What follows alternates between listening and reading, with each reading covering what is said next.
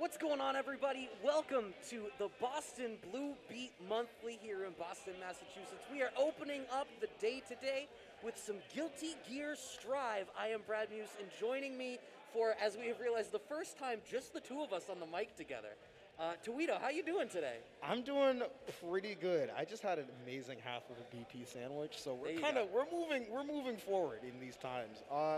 But no, I'm mad excited. We got a big bracket today too. Yeah, 30 players deep was the last I saw. I mean, that's really good for people talk about locals are dying. We're like, apparently not. I don't know what to tell you though. You just got to go to the right local. Yes. Yeah. But we always have good turnouts here. BostonBlueBeat's had a really solid, even pre-COVID, I feel like once BostonBlueBeat split off and was doing its own thing, we've had really solid turnouts at the Blue Beat events. Yeah. And sort of the camaraderie and everything around what's gone on here through COVID transitioned very nicely into the offline scene after the fact, which I know a lot of people navigating that transition from online back into offline has not been the easiest thing. Yeah. And I say that as someone who has also struggled figuring out what the hell to do with myself now. Yeah, it is tough. I think it ended up being, it was kind of funny because the way how it ended up here for locals, it felt like it enabled the passing of the guard and that kind of like little bit of training before having to go offline and do all that stuff. It was the training arc. Yeah, in a lot of ways that way. But I'm glad that people are still excited for the games that we've got on for today, you know, including like some of the games that we have on online as well, like CF plus R and such. Like it is nice to like kind of have that little bit of home where you get to be like, yeah, I still got my weeklies and I still got the monthly. If I want to just sit around, like eat some chips or do whatever, there's an online stuff for like a couple of games as well. Yeah, there's plenty. I mean, there is no shortage of choice, I think, for a lot of people. Yeah. Which is, I mean, for me, it's sometimes half the trouble. It's just like, oh God, where do I even go? Yes. I have one night that I can sit down and do a thing. Where am I going? Yeah. There's always a bracket going on somewhere at some random time of day, like across the week. That's like typically going on and just going like, all right, bet. Well, I have this, but also actually this thing is going on too. Right. Oh God. Yeah. Like, so I don't know. Actually, I wish I had the bracket still open on my phone. I'm trying to switch between so many things. Yeah, but, it is difficult. I think that is Chloe. Yes, it is. Renger versus ChloeInstall is in fact one of the matches. So I'm going to choose to believe the overlay on the screen in front of us. Yeah, I will choose to believe in it as well. Jumping in on the first match. Such a deep bracket. Are we even going to finish in that 2-hour block? We're going to see what happens. Strive could be a quick game. And a Ram mirror to start it off. I know people are feeling some kind of way about the state of affairs in the tier list of Guilty Gear Strive. Oh. I know people feeling, everyone's up in their Twitter using their 240 characters. How do you play this game? Typing with 2 fingers. I can't believe they can do this and that. I can't believe such and such. Oh my God. Why play any character that isn't insert whoever I just lost to on net play? I know it's not Happy Chaos because everyone complains that there's only like 3 good Happy Chaoses in the world and they just happen to win everything. It's like, how am I supposed to learn the matchup? There's only like 3 of them. It's like, all right, then why are you complaining? It's not like the training was really extensive. You're clearly not bumping into a lot of them then. But yeah. So Renger here. I wonder if there's going to backdash around. And there it is, yeah. You either get backdash or you get IAD back JS. That's all you get. All right, we are fishing in mid-screen. It looks like player 1 here. We don't have player overlays on our screen right now, but gets off to an early start. JP, I think they were fishing for a burst bait, maybe? Still fishing for a burst bait, it looks I'm like? not too sure. However, sword toss, ooh, you got to respect that. Surprisingly, it looks like they didn't recognize the situation, and now going for the super to make up for last time almost. All right, gets that 2S there, however. And ChloeInstall manages to take it pretty solidly, I would say there. The anime pose for the character who wasn't even in the story mode. They had to do a whole DLC for it. Backdash gets away from the Rekka to start. And now Renger off to something with the 2K check, though. ChloeInstall back in the driver's seat. Renger doesn't seem super comfortable using their pokes in mid-range. Yeah, there's like a lot of situations where it feels like ChloeInstall kind of just gets to set the tone for neutral and then inevitably transition to offense. Ooh, that feels bad. Yeah. All right, gets a close slash. Kind chilling out here now, trying to go for the dive. Not really much resulting from it. Gets the nice little counter hit. Great Burst? for Renger. Yeah. Yep. That was a really obvious burst, and it came after a Roman cancel. I really wish ChloeInstall, or Renger rather, had been a little bit more mindful of that. Yeah. Has to burn the burst there, which actually feels really bad. I think this is a round that Renger... Oh. Ooh! That is Wow. a pretty great response to a super. If you're going to do it, my Yeah. gun is much bigger than yours. I Yeah. feel like that round was Renger's in a couple of spots, and I really just kind of wish that Renger... I mean, one, you can see that Renger's like range 0 play seems very focused just on these 2K checks into like Rekka and nothing. Yeah. But outside of range 0, like range 1, range 2, where Ram can be really powerful, Renger is playing very passively, and I wonder if it's just a question of like not being comfortable in the mirror because ChloeInstall has the same tools available on display. Yeah, wow, that was a crazy whip punch there with the reversal super on the far slash. Backs up a little bit. Dash all the way forward right into 2K. We're not seeing any 5S. Yeah, there's just, it feels like dealing with somebody that literally has the same buttons as you. It can be a really odd situation when you're kind of dealing with like the spacing of it. Like, okay, well they can literally counter poke me with my own move. But it's one of those situations where you just simply have to like press your like spacing. Nice RC into 2K right there. I like that. That's a spot to do it. It was even a fast cancel. Yeah. But I think in general, I really wish that Renger was demonstrating a little bit more confidence and confidence in the mid-range buttons. Even though it's a mirror, like you can't be afraid of your own tools. Like this is what you do to people. You got to know where you can try to swing. Gets the wall break here. Pretty good damage setup as well. Backs off, reversal super, not really going to do anything. ChloeInstall's been going for it a lot. They haven't really been punished for it, frankly, so it's not really something that I can criticize too heavily. Trying to bait the burst, but frankly, just doing a bit too much. You have super available. You can always just kind of opt for that, and then like PRC if you really want to. Well, even on that off that RC, they did a backdrift BRC to like really try to bait it. But once you RC, you have the ability to block. And in that spot, there was so little life. You could have just either gone for like a close slash jump cancel or just go right into jump normals. And if they didn't burst, you would get the kill. Yeah. It was you're gambling with your round there. We do close out the game anyway, though. Does Renger? Yeah, looking at like a comfortable 1-1 right here. And despite kind of like some of the issues and reversal super here again, it's odd to me because you can tell that Renger is very conscious and like passive in terms of a lot of like the options ChloeInstall is presenting. But there's still a lot of situations at like close range where ChloeInstall manages to get like a lot of reversal supers. Right. It's this like weird, I wouldn't quite call it a dichotomy, but it's a little ironic in a sense. Yeah. Wow, Renger's actually able to close that out with an actual pixel. You can just barely see it there on your monitor. But actually, well, it's 3 out of 5, not set point, but looking to go up 2-1 here. Nice jump in right in the corner. Not close enough for the sword to splat on the wall, unfortunately, so we don't get the added pressure of that. ChloeInstall pushing the way out right back into the mid-screen. Good whiff punish. Yeah, super good there. Gets the RC.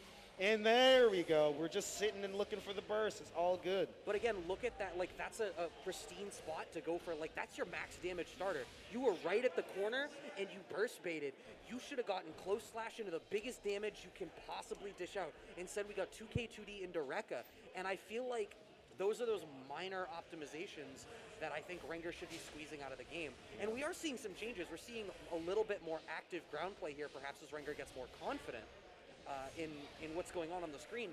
But I feel like you need to know when you're going for your big punish combo. Yeah, you have to have that at the ready. And even when it comes for Ramlethal, it's not necessarily like you have to like push it to the moon and back in order to like get like your big damage. Right. Like, you're not buying GameStop here. Yeah. Like this is a. That took you a minute. That took you a minute. Took a moment. God, you got it. Right. ChloeInstall with the round. Renger wisely saves the bursts. I want to give Renger credit because I've been very critical. I think Renger's burst play has been very good. Oh yeah, for sure. Especially, it's so easy to make mistakes and burst poorly against Ram. She's one of those characters who just very naturally ends up burst safe in a lot of her best routes. Yeah. Gets a throw here. Doesn't really push their pressure too much. ChloeInstall gets the 5 Ps. Oh no. Looks like a wall break. No super. Just going to use the sword toss. Now goes for the super after the fact. You didn't need to do that. Yeah. You had, well, you didn't have Oki because you broke the wall without it, but like Blue RC forward drift is sort of the de facto mid-screen route if you don't natively have Oki. Yeah. And your Ram, like just hit 5S. You're just gonna space them out, push them towards the corner, and then eventually, once you get that sword toss explosion, it's party time. However, no whiff punish there on the close slash. Closes in the space, however. This is 2 games to 2. Okay, PRC late, but still get punished by the 5P, it looked like. Yeah, I like that momentum burst from Renger, but okay, pushing back into this other side of the corner now, just barely close enough. ChloeInstall did not respect it. Every 50 tension is being spent on. I don't even know if we've seen an RC come out of ChloeInstall. I genuinely don't think we have. But yeah, and that's one of those things that's kind of curious to me because, I mean, to take a bit of a back to basics approach in terms of Strive, RC is like defining. It is like it is gear. It is the mechanic of this game, right? And to not really see it implemented as much is a little strange to me. Nice punish there from Renger, however. There we go. That's the kind of damage you like to see. That like puts fear in people. What a clash on the 2Ks.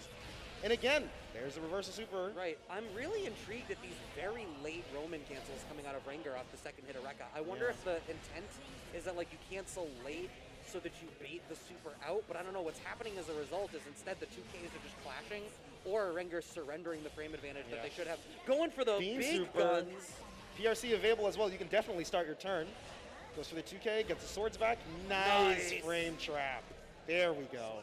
In game 5, bringing out the frame trap. And that's the thing, right? That's exactly the same spot where we had been seeing going for RCs into staggers into like 2K. Didn't have the RC available, but ChloeInstall was still obviously trying to disrespect and finally bringing out some different tools to represent in the mid-range and pressure there. Did Renger. I keep wanting to say Rengar. I do.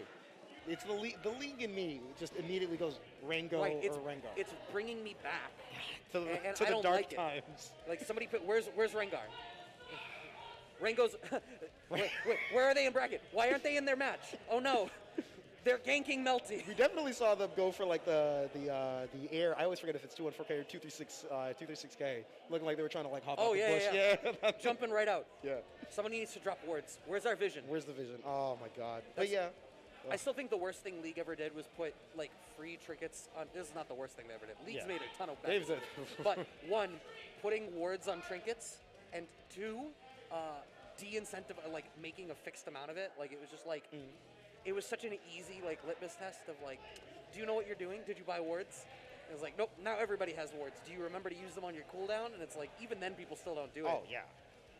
But it's like, how much more can they tell you that vision is important in this game? Yeah, it's one of those things. How do I spin this? It's one of those macro concepts that I find to be like genuinely interesting when you think about it. And to kind of spin that a little bit in terms of Strive, there's like some of those that you can see in terms of the mechanics that the game kind of leans you towards. Sure. In terms of how am I properly structuring my offense? How am I properly using my neutral? In what ways can I finally like open up the can and like show a bit more, right? And RC is kind of that like thing of like, okay, well, you can do this, you can do that, and kind of one of the running themes that I've seen in a lot of Strive tournaments in general is that the higher level of play you go, the more and more you see RC used in like super unique ways, and like. We only saw like hints of that to like the scale of what you would like genuinely get. Like the only PRC that I can remember was straight up on that beam super. Right. Well, I mean, there was a lot of like Rekka's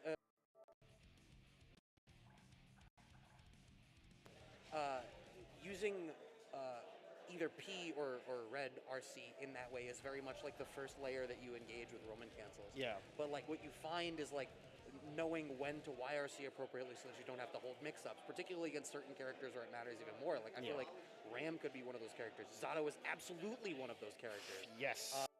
Is a character like that where it's like, I don't want to deal with this, I'm just going to YRC. Like, please get away from me. Or some of the developments we've seen on Blue RC mix over the course of this game where you can actually make people hold proper 50-50s in a game that, compared to older titles in this series, has sort of de-incentivized some of that compared to where this title was historically. Blue RC is where you get back to that.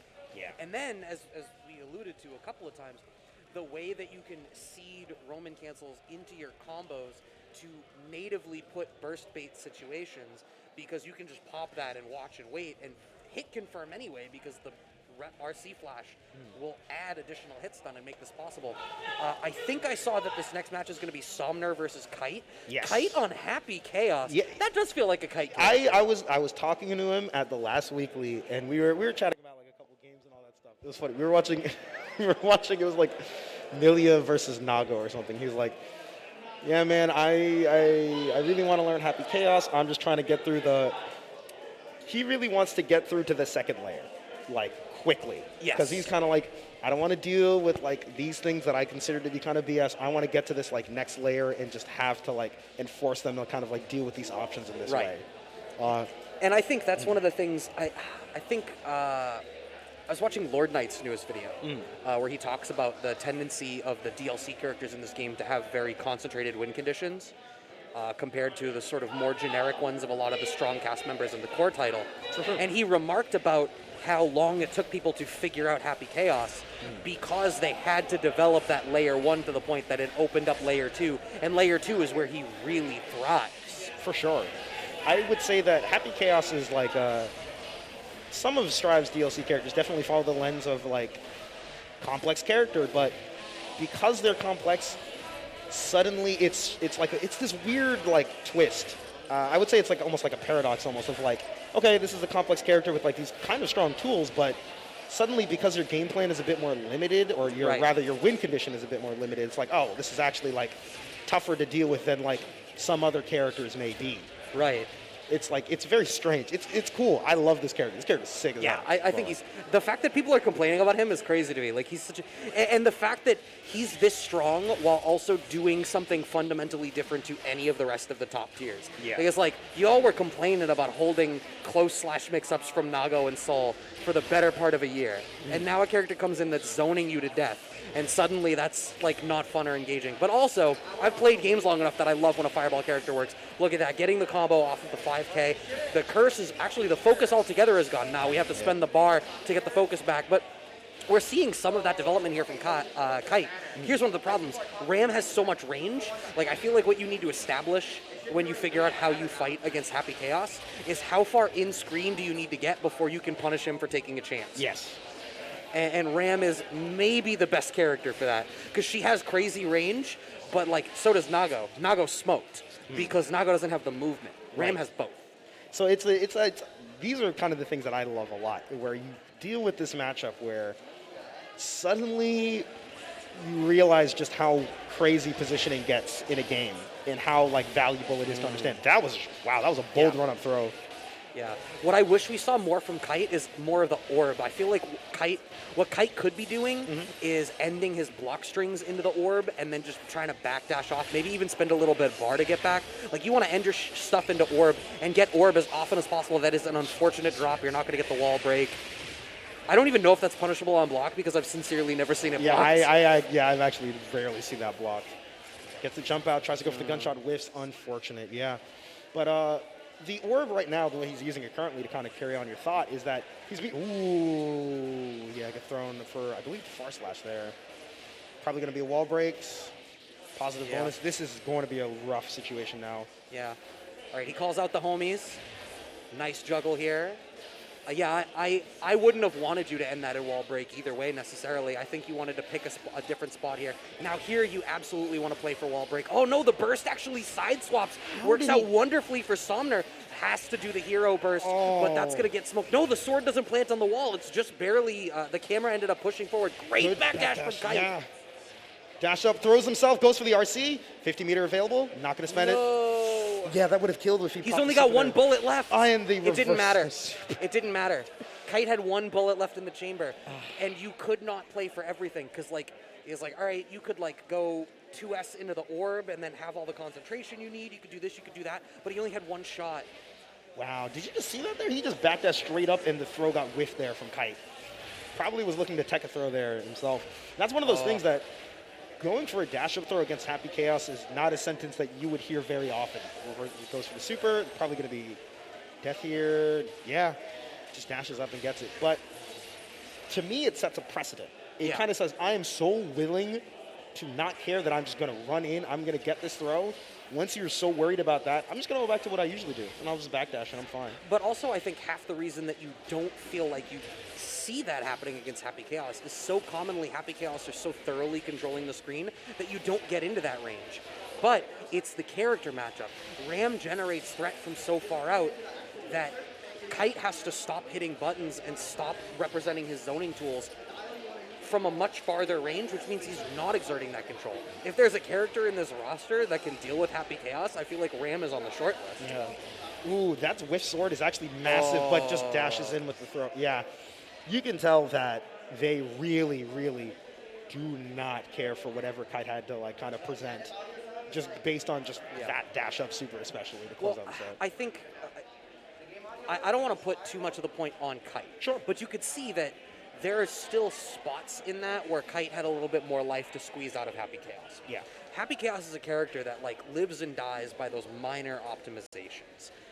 You know, I think about some of the best Happy Chaoses that we watch. I think about watching like Umisho, where it's like you feel like there's almost never a whiff. Like that 2S feels insurmountable in the hands of Umisho. And you get it, and you're like, is it going to be, you know, stance cancel? Is it going to be a quick reload of one bullet as a stagger? Is it just going to be right into the orb, and now I need to hold the gun pressure the whole way through? And it's the fear of all of these options. And I think the problem in generating that layer 2 is you need your layer 1 to be immaculate. Yeah. That's the only way that you get there.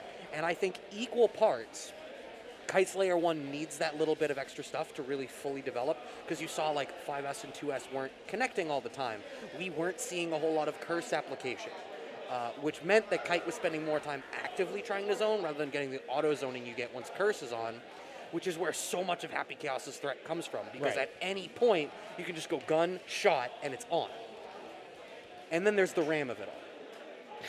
Like before you even get to the, like, in spite of all of this, it's like you've still got Ram smacking you from farther than anyone else on the screen, and the second you respect that tool, Ram can just Dragon Ball fly right at you and do whatever the hell she wants. Yeah. Definitely a rougher spot to be in. I do see our next players are sitting down. Milia Rage on the P2 side, Jacko. Interesting. I think Kenny's also in the background, I think, giving some coaching advice as well over there. So this should be interesting. I think, if I remember correctly, we only have like 1 or 2 Jackos over there. Yeah, I was going to say, I'm like, this is a very short list of who this can be. Yeah. All right, Scoops, I'm sorry. There's a crack on my screen. You're good. And Kotol. Oh, close slash, but a little far away. We don't get any follow-up on it here from Kotol. We got the first minion out. Wow. Tossed away under the sign, however, now the ring is out. It is time for some Oki. However, just kidding. Yeah, spend the meter on the wall break. Yeah. Makes a lot of sense for Milia. You want to be able to get that knockdown and continue your pressure straight up. Okay. Yeah, we immediately have to get the burst out, trying to get the minion going. But Milia's mobility is making this very difficult here for Scoops to get anything started. I feel like it's pinning her down in order to really open up the offense that you get behind the minion is proving very difficult. Kotol is able to close out this first round after that extended sort of scramble in the mid-screen. Yeah. Jacko in some ways is kind of like one of those like on-the-fly characters where you have to just kind of adjust for the position and kind of adapt to situations, especially with your minion placements rather quickly. Milia is a stress test for that in spades. Oh, yeah. All right, we are at the corner. H-disc is out. Oh, nice reversal throw. Sets 2 minions. This is huge. Great back throw. This is the damage that we need, but up, back, out, and just like that, Scoops out of the corner with all that mobility. And this is, I think you're exactly right. It's a stress test. It's a litmus test. Yes. Like, Scoops needs to demonstrate, like, what have you got to make the least sticky, the most mobile character in the cast? Yeah. Just sit down. I suppose maybe second most. Like, Chip is out here zipping across the screen. Doesn't took a whoa.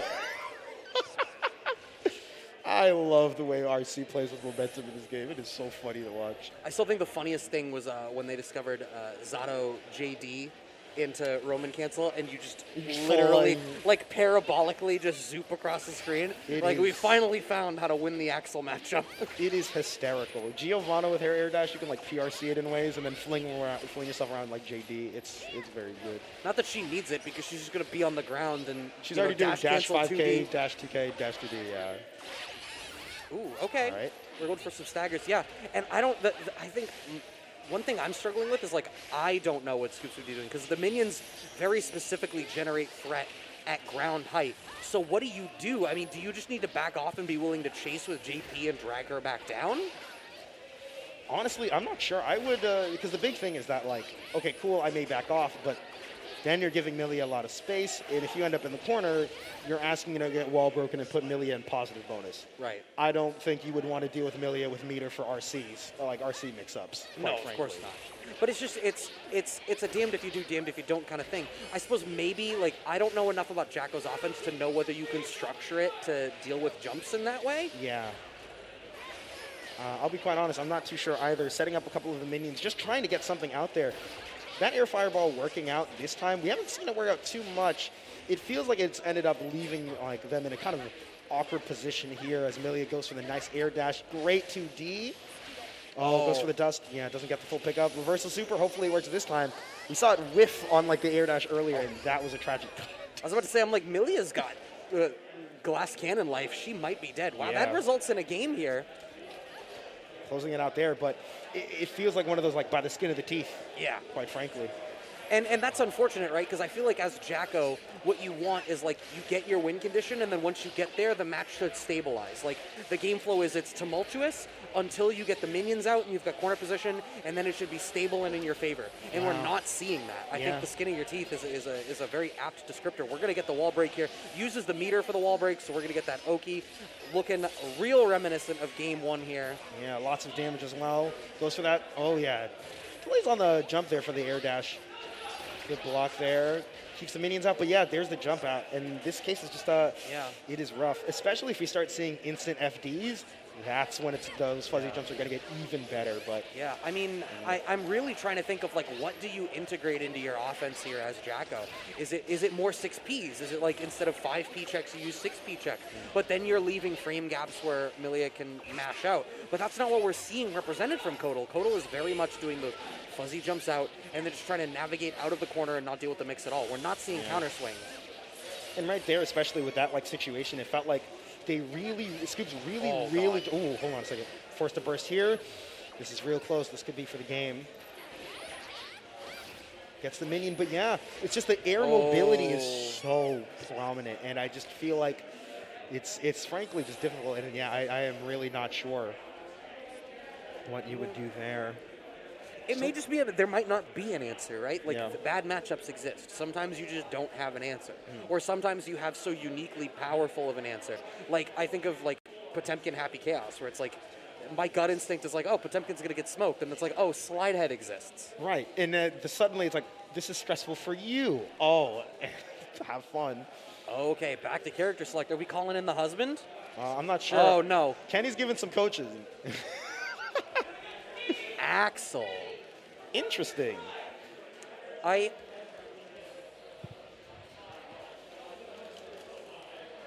guess my question becomes, was Kotol's decision to go to the air a matchup choice or a player tendency?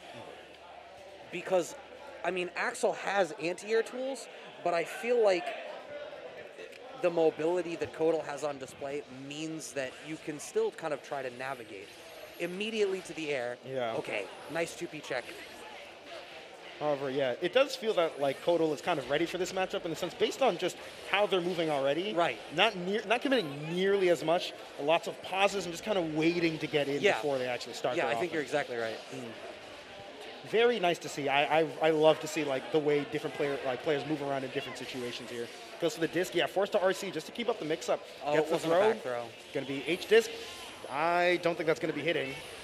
Yeah. Oh, in fact, we even get a combo because the disc ends up connecting. Yeah. We find the wall break and the kill here. That's a nice confirm. Right, okay. look at, there's a reason she's the new head of the Assassin's Guild. True. Oh, wow. Gets a command dash in off of the, what I believe, 2S. Sets up the disc H, goes for the cross up here. Ooh, drops the combo. Burst is available. Yeah, definitely was looking for it there. Goes for the S disc, crosses up, good throw tech. Oh, Blue RC gets smoked on the startup, but we commit to the command grab here to Scoops, and that's unfortunate. 2K2D check. This is what we need, but again, it's going. Kotol is going to the air so much, and I feel like the angles where Kotol is going to the air are very learned. Oh, nice burst bait. Gonna get the meter for RC here, and should clean it up nicely. Yeah, what I was saying is like, Axel's anti-air vectors are very specific, and Kotol was choosing spots to go in that were specifically around those anti-air vectors. Like, Kotol was never in a spot to get anti-aired by 2S.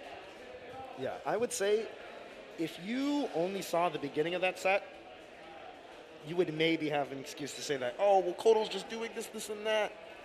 That last game, to me, is extremely telling in terms of, like, this player knows how to move. They know how to deal with these situations. They know how to, like, adjust accordingly. Yeah.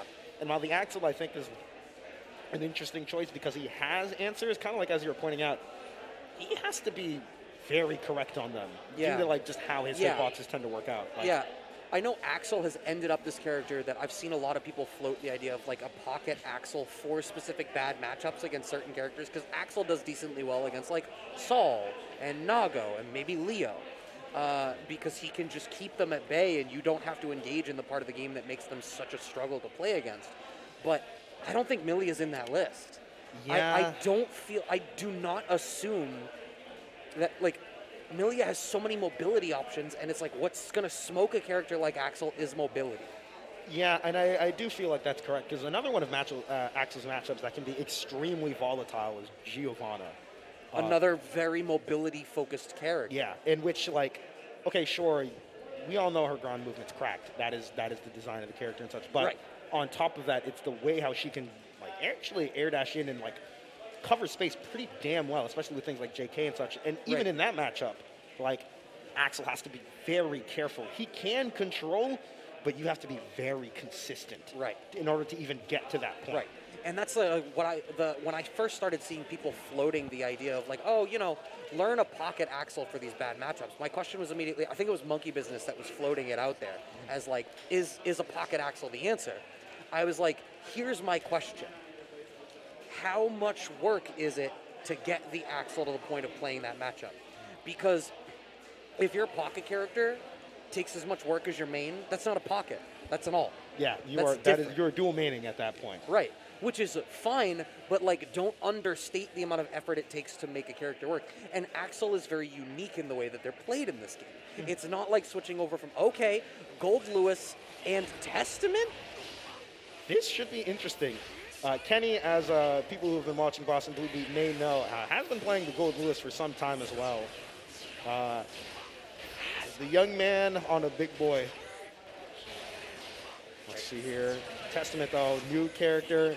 We've seen a lot of discussion regarding them, but I am very, very curious to see where the direction this character goes. Yeah, I think they're going to be another character that's going to take a little while for people to optimize and squeeze the life out of. You have sort of two mechanics that you're trying to micromanage stocking and cashing out on between the stain state, the crow, and how you choose to cash out when the succubuses are set up.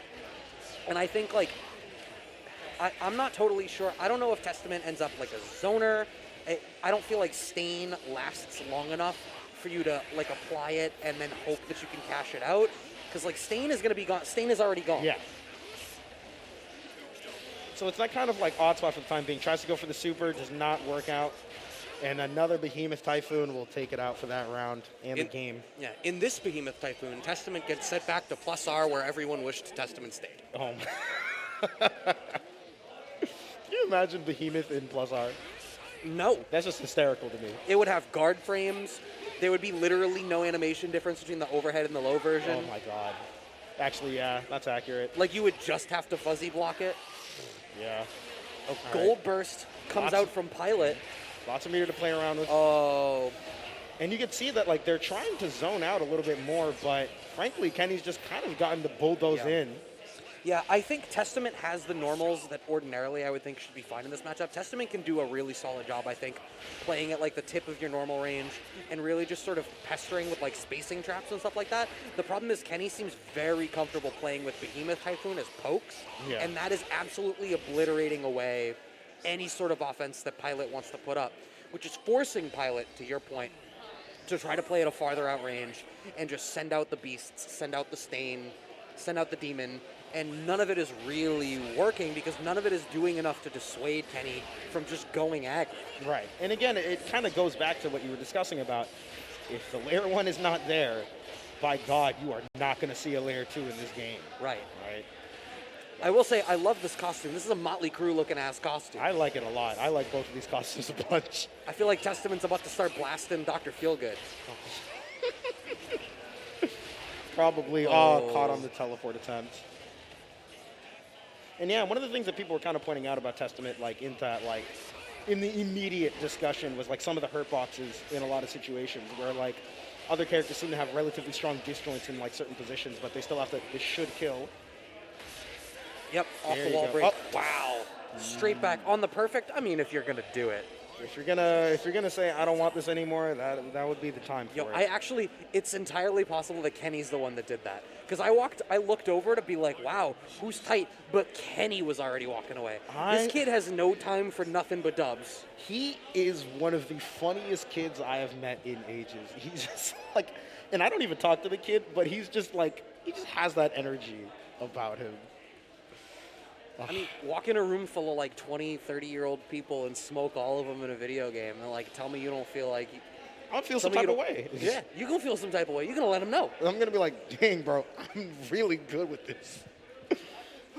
Well, yeah. Bro, ain't you been playing longer than I've been breathing? That's crazy. You've been playing fighting games since you were 12. I see. But yeah, that's it for that set currently here. And, while we're waiting on for our next set, it's BostonBlueBeat. We always got some stuff to talk about here. Oh, of course. Namely, one of the things, of course, is that our next online bracket is actually just next week. It will be on the 23rd and the 24th. It'll feature our usual games, of course, that being Plus R and CF, with Plus R on Saturday and CF on Sunday, both at 5 p.m. Eastern. So if you really want to get some online games, be sure to check those out. We've been running them as monthlies, and they've been quite good. And, of course, this tournament and those tournaments are always going to have that good old Matcherino. You got to hit the exclamation point Matcherino. Now, here's the thing. I know Strive is a hot title right now, but Kite blew up the Matcherino for Dragon Ball FighterZ, which is the game that's coming on just after this one today. Yeah. The FighterZ Matcherino is popping off, and I'm happy for the FighterZ players, but I got to say, I expect more from the Strive players. I expect a lot more from the Strive So players. I would love to see more of these codes used. I'm not saying nobody needs to put their own money in, but Matcherino has ponied up some money. All you got to do is claim a code by hitting a button. You tap a button. It's so simple. AggroCraig versus Nushinator. Faust versus Saul. Faust is a character that we see so infrequently now. Yeah.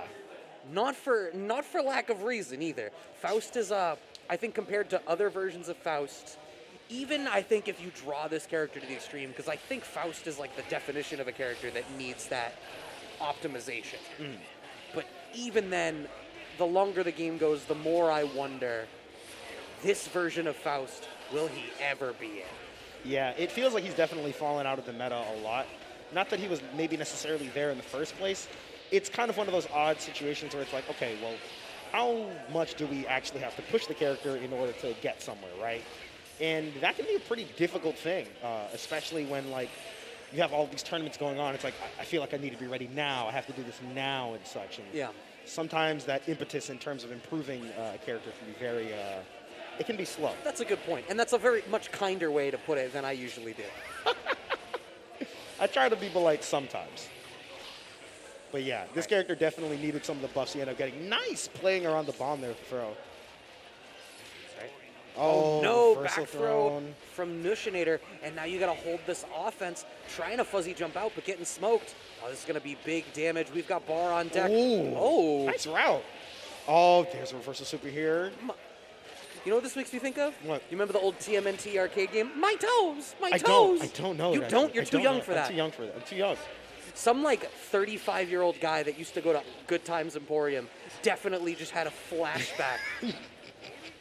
One of those like Ratatouille-ish moments when you're like looking at your past, like, oh yeah. Yes, exactly that. All right, goes to the J2K, Tornadoes, and gets out of there. However, Soul does have charge of the army, and let me tell you, they're staging a mutiny. Wow, that was a rough round. And what's unfortunate is AggroCraig on more than one occasion seemed like it should have been going in their favor. It's just like Faust does not cash out nearly as well as Sol does. I don't think Faust cashes out as well as really anyone in the cast, honestly. I feel like Faust's biggest roots are not as powerful as some of the rest of the cast, because so much of his game is focused around, like, you want to get these items back out and do more shit. Oh, did we miss the just frame? Yeah, we did. Oh, that's a shame. Nice JK there like in order that. to call out the Bandit Bringer, though. That was sick. Yeah, very smart, too. Yeah. So seeing a couple more tools kind of come online as like calling out Soul here. Hope to see a bit more in response. Gets the 6H, but the hammer comes back. I mean, are we willing to take that trade? I think we are, because he ended up with Oki off of it. The trumpet is in the back. I like the teleport there. Very smart teleport, utilizing the tools available to take control of the screen. Burst coming out on the side of Nushinator, so AggroCraig just backs off a little bit. When are we going to see the next item represented? You see that AggroCraig really only wants to throw the items out on hit, which I like. I think that's smart, not trying to cheat it, especially against a character like Sol.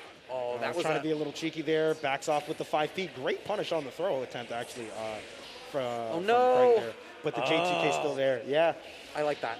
In this game especially, compared to like literally just the last game, there's a lot more G2Ks, and it feels like Craig is playing around some of Soul's tools a bit more in ways that Nushinator's not quite yet prepared for. So maybe that's the idea. Maybe at the very least in this matchup, maybe your goal as Faust is to be more of a reactionary person and be like, all right, I'm actively shutting down what you have. Rather than trying to start your own game, it's about mitigating the other players. Yeah. Inevitably, you're going to find a situation where you can kind of get these hits and force impatience out of people. Sets up the mini Faust. Got the banana here as well. Pull him in. There we go. RCs as well. Might be able to kill off here. Yeah, no, the tornado doesn't hurt him too much. Let's see what we got next. 6H PRC. Doesn't really do anything for Nushinator. Oh, looks like a misinput there. Well, I think what it did for him was it, generated the threat, right? Because that's one of the things that Sol does really well. I feel like even when you actually have plus frames, Sol doesn't give a damn post-wall break. Every Sol is just going to hit 6H there. I cannot believe Nushinator is on the verge of bringing this round back. That was a very brave backdash. I think 6H might have smoked there. Oh, doesn't RC, however, and didn't get the PRC on that. I think they should be able to PRC the command throw there. I'm not sure if they're looking for like an item toss though, or something else, because that's like the second time we've seen him end up in the whiff animation for command throw. Yeah. But would definitely want to look at that command list again to double check on some of these. He's just got the salad fingers. Yeah, it gets thrown here as well. That's another reference that doesn't I know salad fingers. I know salad fingers. I know that. Right, okay. we'll take that trade on the DP, but unfortunately life lead. Okay, counter hit off the J2K. Force to burst. Ooh. What a counter hit. Oh, no. We didn't finish. Though. Wow. You had so much time. Maybe the counter hit messed with the timing. Perhaps. I'm not too sure, but this is looking like a death right here, but the burst is successful. Goes for the teleport. Gets the hit. Not enough meter for RC here. Can't finish off with an OTG as well. Backs off, baits out the YRC. First one we've seen so far. Goes for the wheelchair super again. It is not working out. We've seen it come out a couple of times, but it is just really, I think it's being overrepresented. Yes. Yeah, Kenny providing some insight. Yeah, it's not really super good. I'm honestly surprised we haven't seen item toss super yet. Yeah. That would be better. We're actually, now that I think about it, we're seeing less and less item toss, and instead so much of the game is around J2K with the bag. Yeah, try to go for the poke there, but ended up Night Raid Vortex goes under it. Good confirm here. Clean hit DP. Yes, indeed. All right. Good damage as well. Now it's Nushinator's got a lot more time to kind of play with. Who cares about the back tosses? I'm already about to get like nearly 100 meter off this positive bonus. Spends it on the BRC. Good pokes coming in, however. Right, the afro is out. Trying to set up some stuff. Gave it to himself, though. Blue RC wanted for some sort of punish. Actually managed to snake these J2Ks in. Ooh, did not believe perhaps in the follow-up after that counter hit J2K there. Yeah. The little homie's keeping it up. I think you can try to play solid now and just sit on the lead a little bit. It's not something you see super often, but the command grab again. And he didn't have the bar for it. Honestly, I feel like at this point, if you're AggroCraig, like, never go command grab if you don't have the bar to RC. Because it has not landed once. Finds the counter poke there to close out the round. Yeah, I believe the 6P there. Good hit. Banner revolve around start. Caught by the Fafnir. This is not going to be a pretty DP. Oh, definitely the contemplation and then into 6H. Yeah. No follow-up off that once again. Bomb is placed. Yeah. Oh, wow.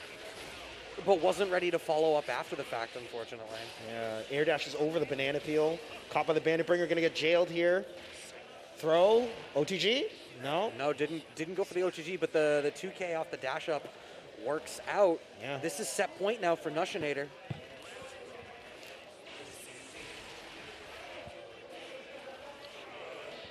All right, 5P mash working out here for Nushinator. Now we've got that dominant corner position. Gold Burst comes out and whiffs on the side of AggroCraig. Another burst represented. We got a little bit of bar here on the side of Nushinator. Oh, wow, falling down with it. Oh, with the JD, but nothing really coming of it. Yeah, Nushinator positioned himself really well there. Recognized the back toss attempt as he gets the kill here. Recognized the back toss attempt and said, okay, I'm just going to go directly under you. There's not too much that you can really push here. Best case scenario, I can also just threaten like SDP as well. Right. But didn't work out there. Good on Craig to recognize and go for the JD, but the situation there is just... I feel like, I mean, obviously the surface level thing is like those command grab calls and the reversal supers. I mean, it worked the first time, but every single time we saw that super coming out after that did not end up panning out in any way. And I liked some of the adjustments that we said. I think you called out really well in that second game that AggroCraig was doing a very good job of specifically structuring their neutral around mitigating Soul's offensive options. But we saw less and less of that as, you know, Nushinator got more comfortable until eventually AggroCraig felt like they were just getting steamrolled again like we saw back at the beginning when we had come back full circle. Yeah. And I think that so often ends up the story that you see, especially in these, you know, best of 5 brackets, is like you see someone wins early and then it gets solved a little bit.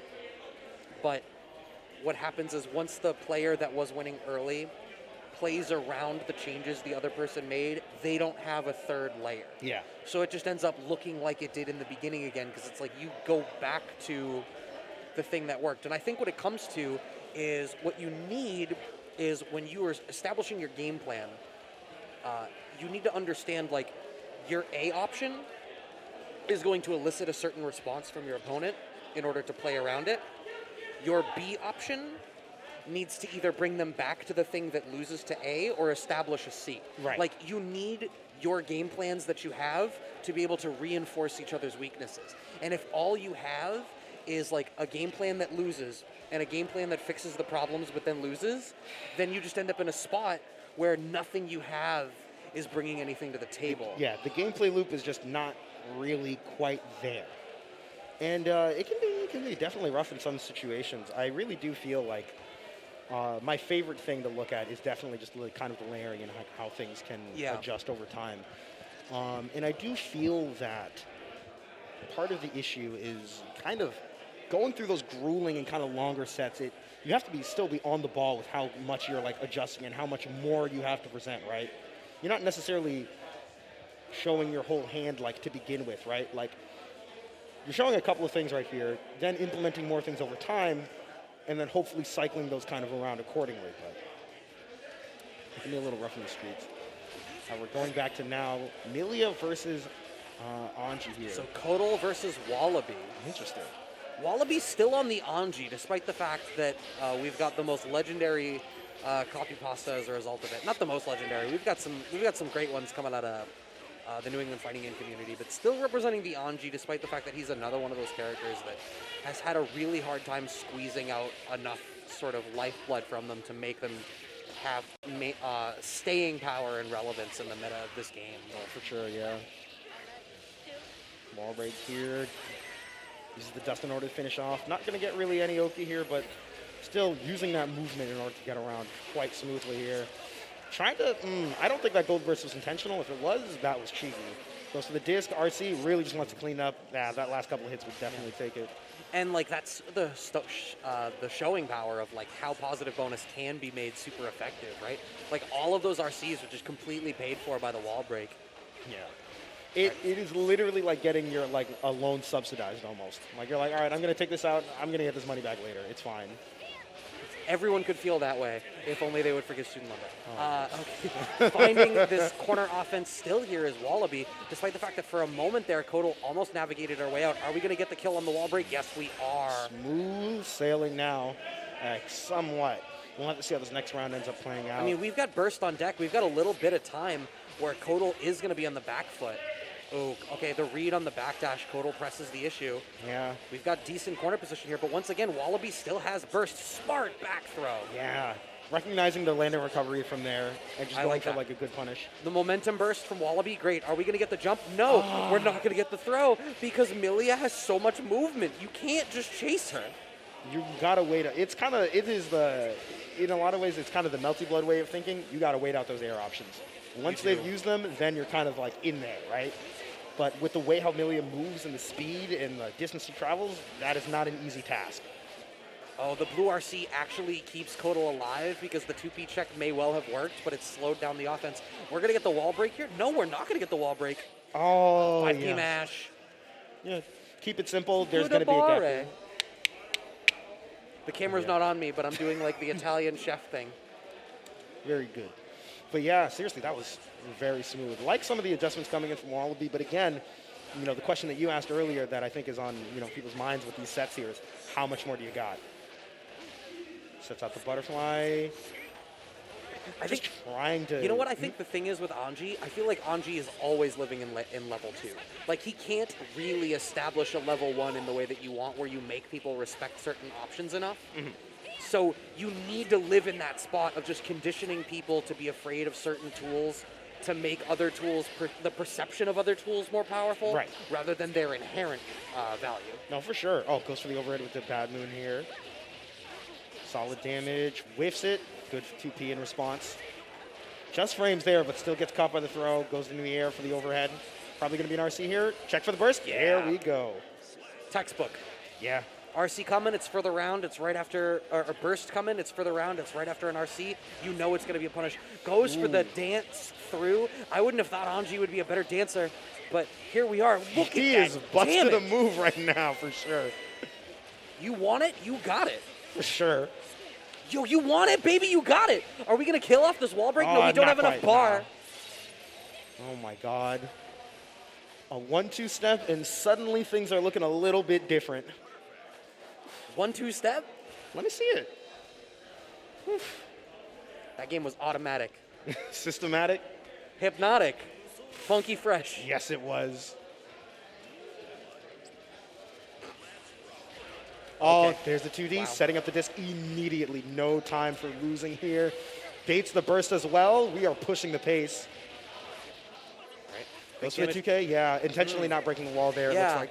I like that choice in general. What I will say is Kotol's done a very good job of using the advantage that positive bonus gives them, that I wonder if you would have been better off for it. We do still have the life lead here, so this is a good spot. I think if you get the next opportunity to wall break, you absolutely do it. Blue RC, the backdash enables the whiff punish there. Yeah. Sets up the H disc now. Gets the overhead same side. Ooh, really, really meaty 2-1-4K. That was meaty like a balanced patch sandwich. Truly, my God. Those things will definitely fill you up for a couple of hours. Catching a lot of the fuzzy jumps inherently with the pressure strength they're opting for. This is the first time where I feel like we've seen Kotol jailed way more, right, especially in the corner. However, we're at mid-screen now. There's a lot of room to play in. It's Milia's turn. No follow-up there. No RC available. Right. Wallaby spends it. Got to show the dust, but it's not working out there. Now suddenly there's enough RC for a mix-up or pressure extension. Opts for the pressure extension off of the S disc here. Goes for the double air dash overhead. Yeah. So much empty low. Kotol bringing out the empty low here in game 3, and Wallaby is not ready for it. We've got some strong air options here on display, but Kotol back in that spot of using the air mobility really effectively, has perhaps found a little bit more of the space to sort of snake through the offense, but also that round was just so dominant. Even if Wallaby off of that air JS that hit, even if you push that to the corner, I don't necessarily know what your path to victory was. Yeah. Without like a clean counter hit start into wall break, you were two touching to kill, and any hit would have killed you. Early burst represented this round here on the side of Wallaby. Damn, still getting caught from Milia on the ground here. Or Milia as she's falling, rather. Goodness, the way how that hit so late is so strange. Oh, throw gets whiffed, but... No! Plus on whiff, it's true in every title. It really is. It is the old adage. Going to go for the super? No, just decides to hold on to the meter. I think it would have killed. Yes, it would have, probably.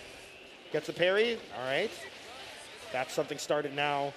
Definitely going to be able to take Millie to the corner, but what next is really the question here. The JD whiffs.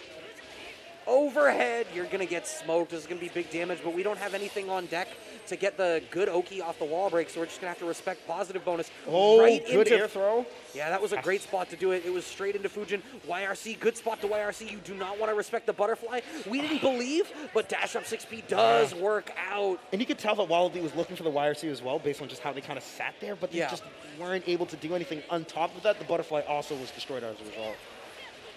Hate to see it there. Goes for the bad moon. Far slash 6Ps now. We haven't really seen Kotol opt for that very much. Yeah. What you're seeing a lot is Kotol is picking these different buttons to generate threat from slightly farther out, and it's catching Wallaby's tendency to try to counterpoke.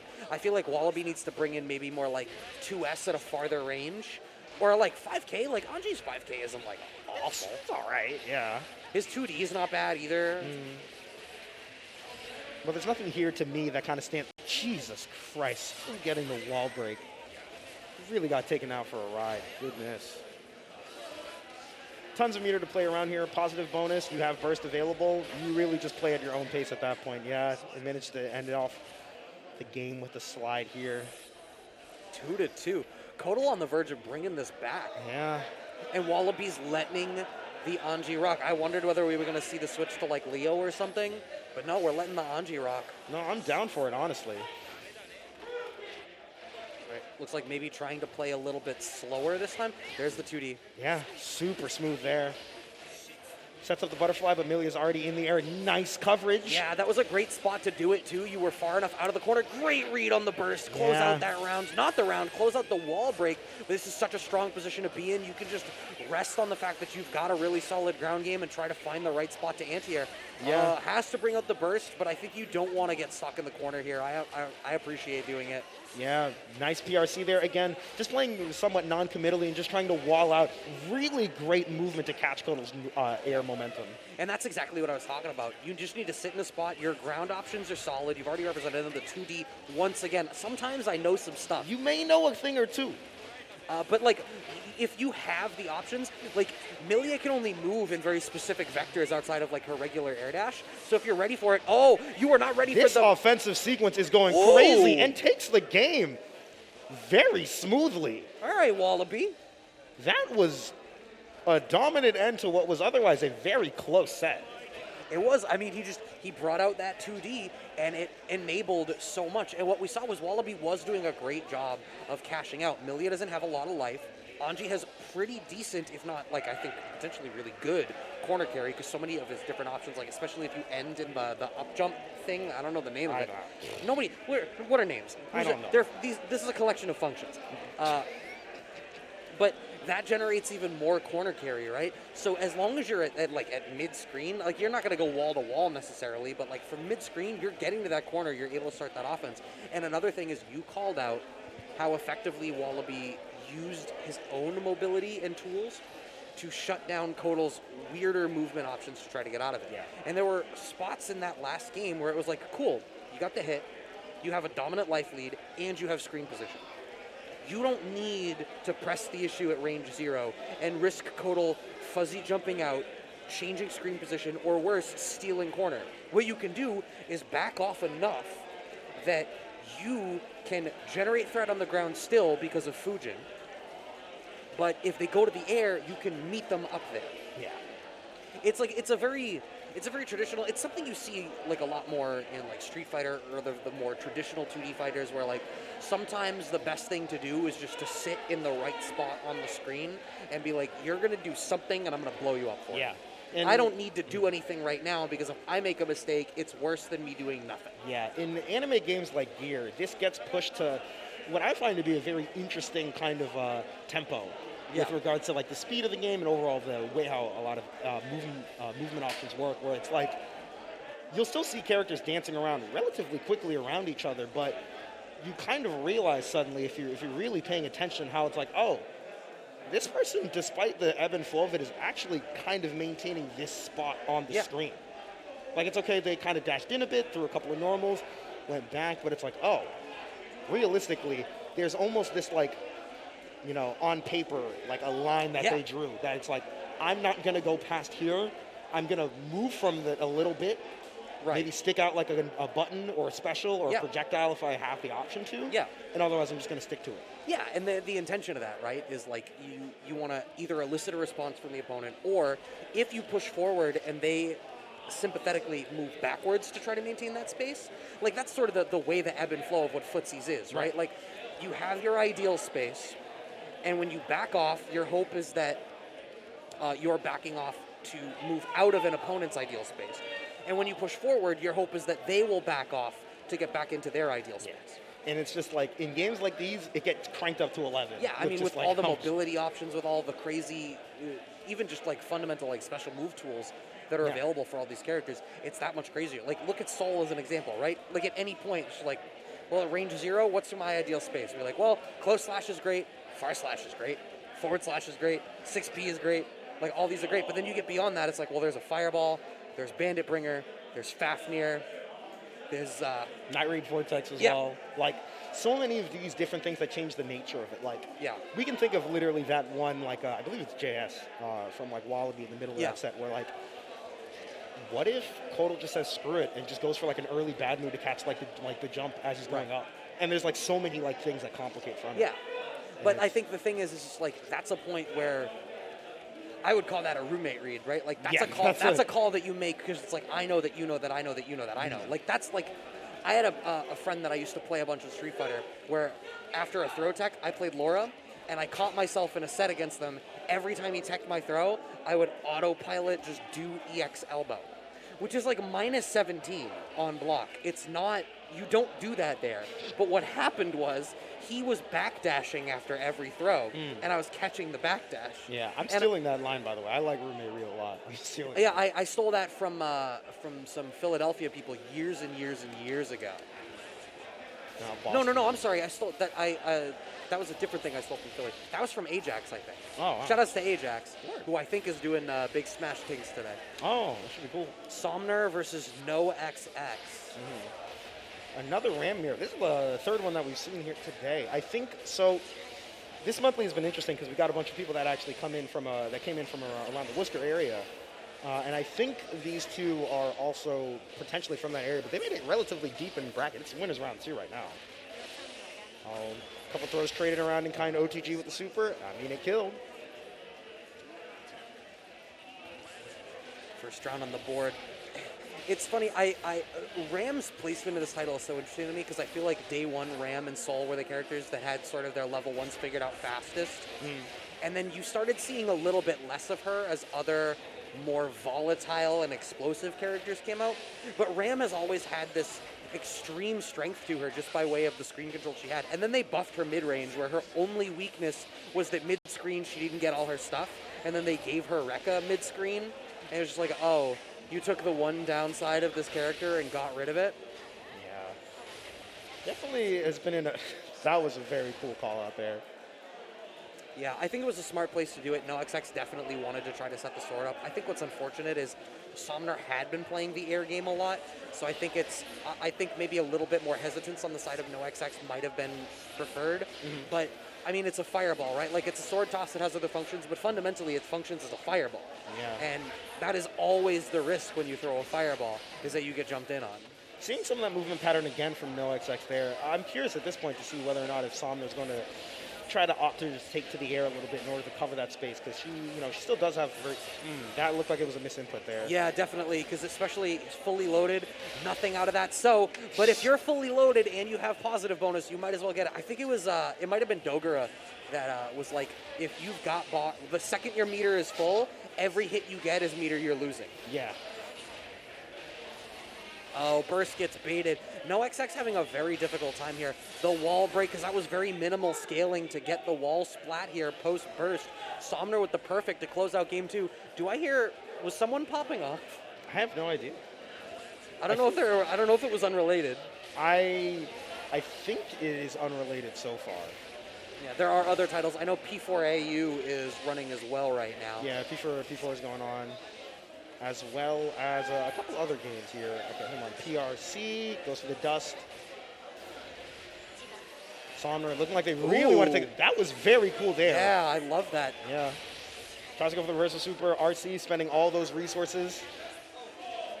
Yeah, I feel like what you're really seeing here is like Somner's defense is just kind of winning out. I think NoXX, as interestingly as NoXX is potentially structuring their offense, Somner is just ready for it, and NoXX is getting called out. I feel like Somner's cashing out damage so much easier. Very smart up, back out, understands when and how to navigate around the swords. Back throw, Somner steals the corner position, and look at that. NoXX clipped, tried to jump out, but wasn't ready for it. Got clipped out of the up back, mistimed the jump. Blue RC, and you still get hit. I watched every frame of that far slash come out.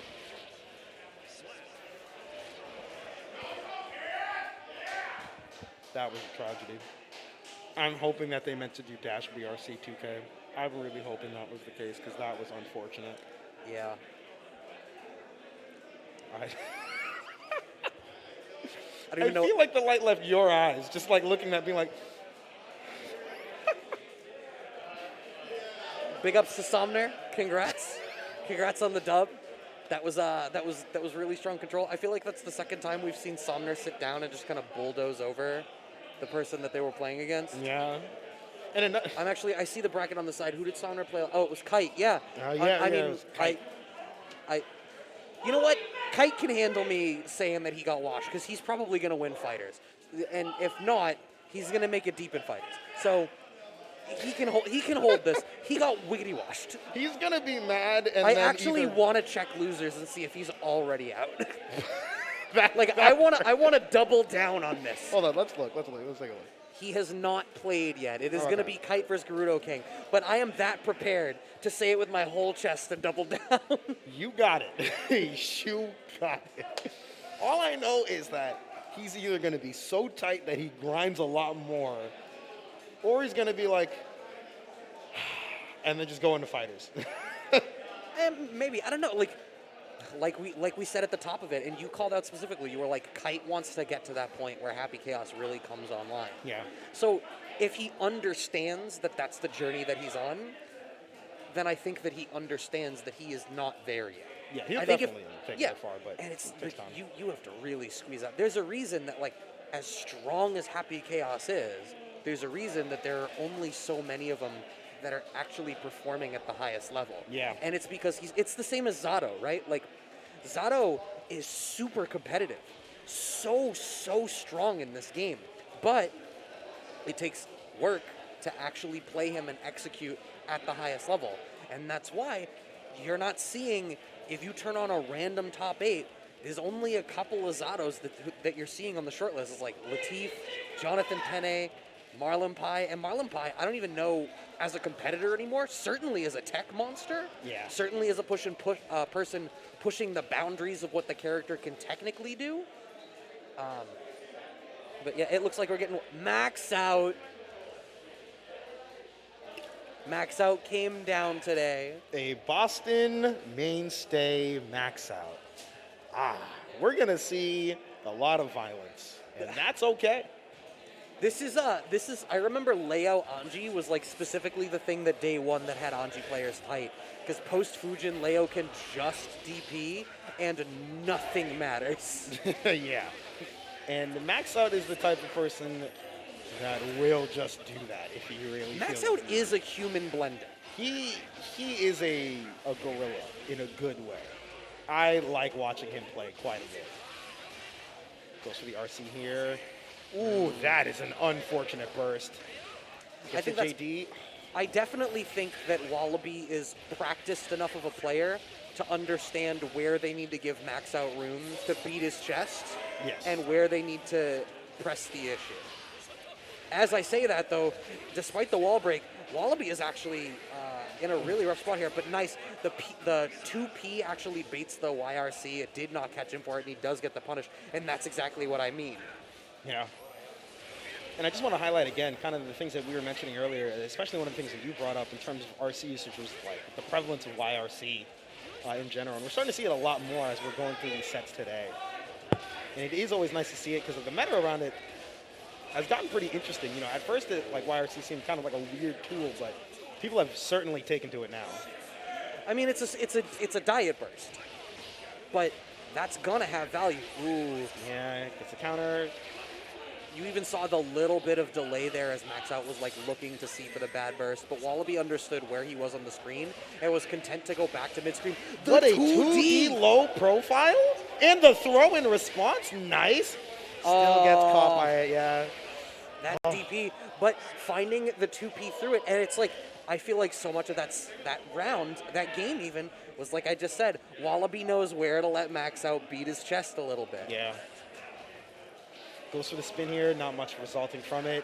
Nice chase on the backdash with a deep 2K. That's a great burst. Yeah. Great burst. A momentum burst, one, but it steals corner position. Ooh, the catches, the upward. And the bait on the burst. You can definitely tell based on the first game especially, how much Maxout wants to hold on to the tempo of this currently.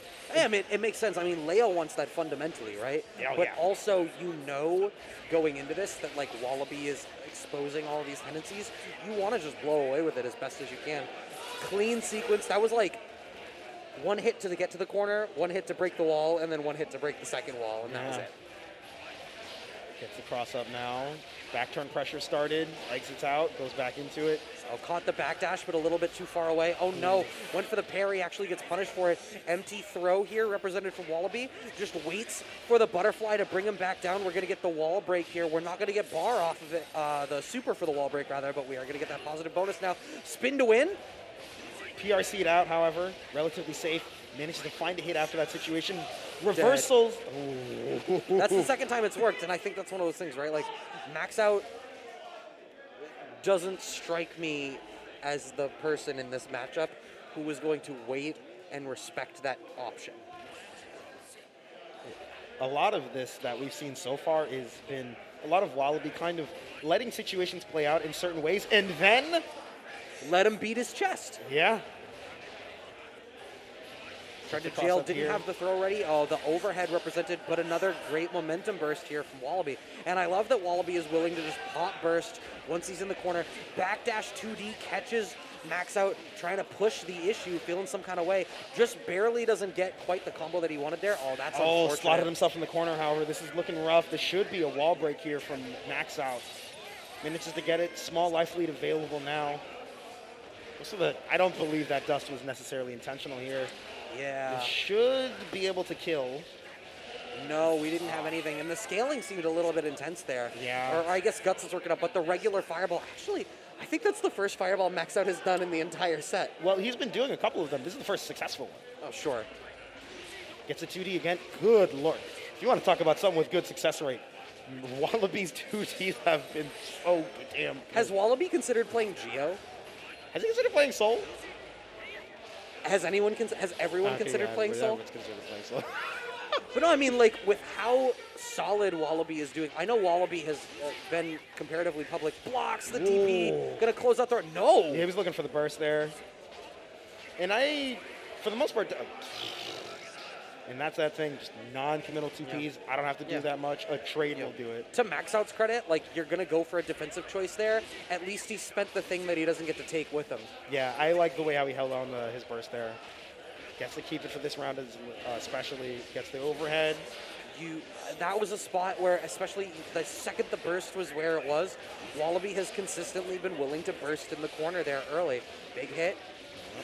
Oh, okay. Actually managed to find the burst just barely in the right spot. Okay. Yeah, Maxout trying to stay in the guard point stance. Gets the counter this time.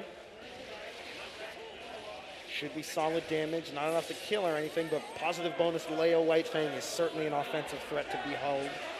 I wonder whether... I almost hoped after that wall break that Maxout would take it down a peg and try to play a little bit more solid and let Wallaby make a mistake. Because I think a lot of this set so far has been Wallaby catching Maxout for overextending. Oh my god, that second 2D? Wow. The delay on that was fantastic. Oh my gosh. He already had to fully recover after the first one was blocked. He was just like, yeah, I'm just going to wait a second. And there we go. But we are seeing Maxout innovate in the way that he's structuring his offense. Yeah. And Maxout has been a player, Maxout has been around at least as long as I have. I've known Maxout for as long as I've been playing fighters up here. So definitely has that long tradition and history with the game to understand the way to elevate in some of these ways. Still getting smoked here, unfortunately. Yeah, good God. Already 2 combos and look like he'll about to die after a couple of trades. This is not an ideal position. Gets the throne. Goes for the OTG as well. Ooh. Oh. PRC in the throat. Yeah. Beautiful. The second Maxout RC there, I think that was it. I would have been waiting for, because he had the meter, so I was expecting some YRC play, counterplay again. Okay. Burst comes out from Wallaby through the DP. A couple of spins. Goes for the counter. Nice overhead to open up. Gets the wall break. Already close to 50 meter as well. Oh, wow. Man, that was nuts. Goes for the JD extension.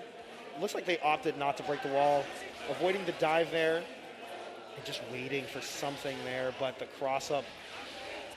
Maxout's in actually a really solid position here. After this wall break, you've got a healthy life lead. This is a 2-touch unless Wallaby gets like the perfect starter. He needs like a counter hit, post Fujin overhead or something. Yeah. Closes out the round, keeps his winner side life alive. This is still set point for Wallaby. Yeah. Ooh, wow. Going brave. For the throw now. And again, though, it feels like he's still autopiloting certain sequences. We've seen that 2D counter hit like several times in this set so far. Yeah, he's going for the counter in all these obvious counter poke spots where someone is going to take their turn. I think the problem is Wallaby has identified the layer 1 and is playing layer 2, and Maxout is not meeting that layer 2. And you see that right there, Wallaby finally stuffing the attempt at like crossing up with the slash right over there. Ordinarily, he kind of just either lets it pass or he had like opted for a throw early in the game 1. Hold on a second. Good success here. Yeah, Wallaby's going to hold this because he's got a decent life lead, and the reset back to neutral is totally fine. You've got all this bar. You need to be worried about parry. You need to be worried about, like, RC pressure. Oh my god, spent everything. Don't have to worry about it anymore when he spends it all. And yet. Yeah, great showing from Wallaby. I think fundamentally, Maxout just did not demonstrate layer 2. Wallaby had the solution to a lot of the obvious ways that Leo will try to shut you down for taking your turn. Yeah. And Maxout, it took a little bit too long to innovate around that. Yeah. And that's the thing. When people say frame data is a social construct, what they mean is just because the math makes a thing work doesn't mean it's the right decision. You know, it's like, sure, I'm -2, I can bring out the parry. So you can't take your turn because I have this thing. Whatever the frame data is. Maybe it's not -2. I don't know the numbers. My Street Fighter game. The numbers aren't important. The point is, it's like, this would be your turn, but I'm representing this option. So now, you can't just take it. There's another thing that you need to be mindful of. And that's where you innovate and challenge around these minutia, are where the numbers get a little bit more nebulous. Yeah. It's actually one of the things that I struggled the most with in making the transition from, being traditionally like a Street Fighter Capcom guy over to anime titles is the way that the Gatling system made frame data work differently. Because I was very used to, in link-focused games, like the frame data is the frame data. But when you get to a chain cancel style game, it becomes that much more nebulous because the frame data only matters in the way that you traditionally understand it if the chain ends there. Yeah.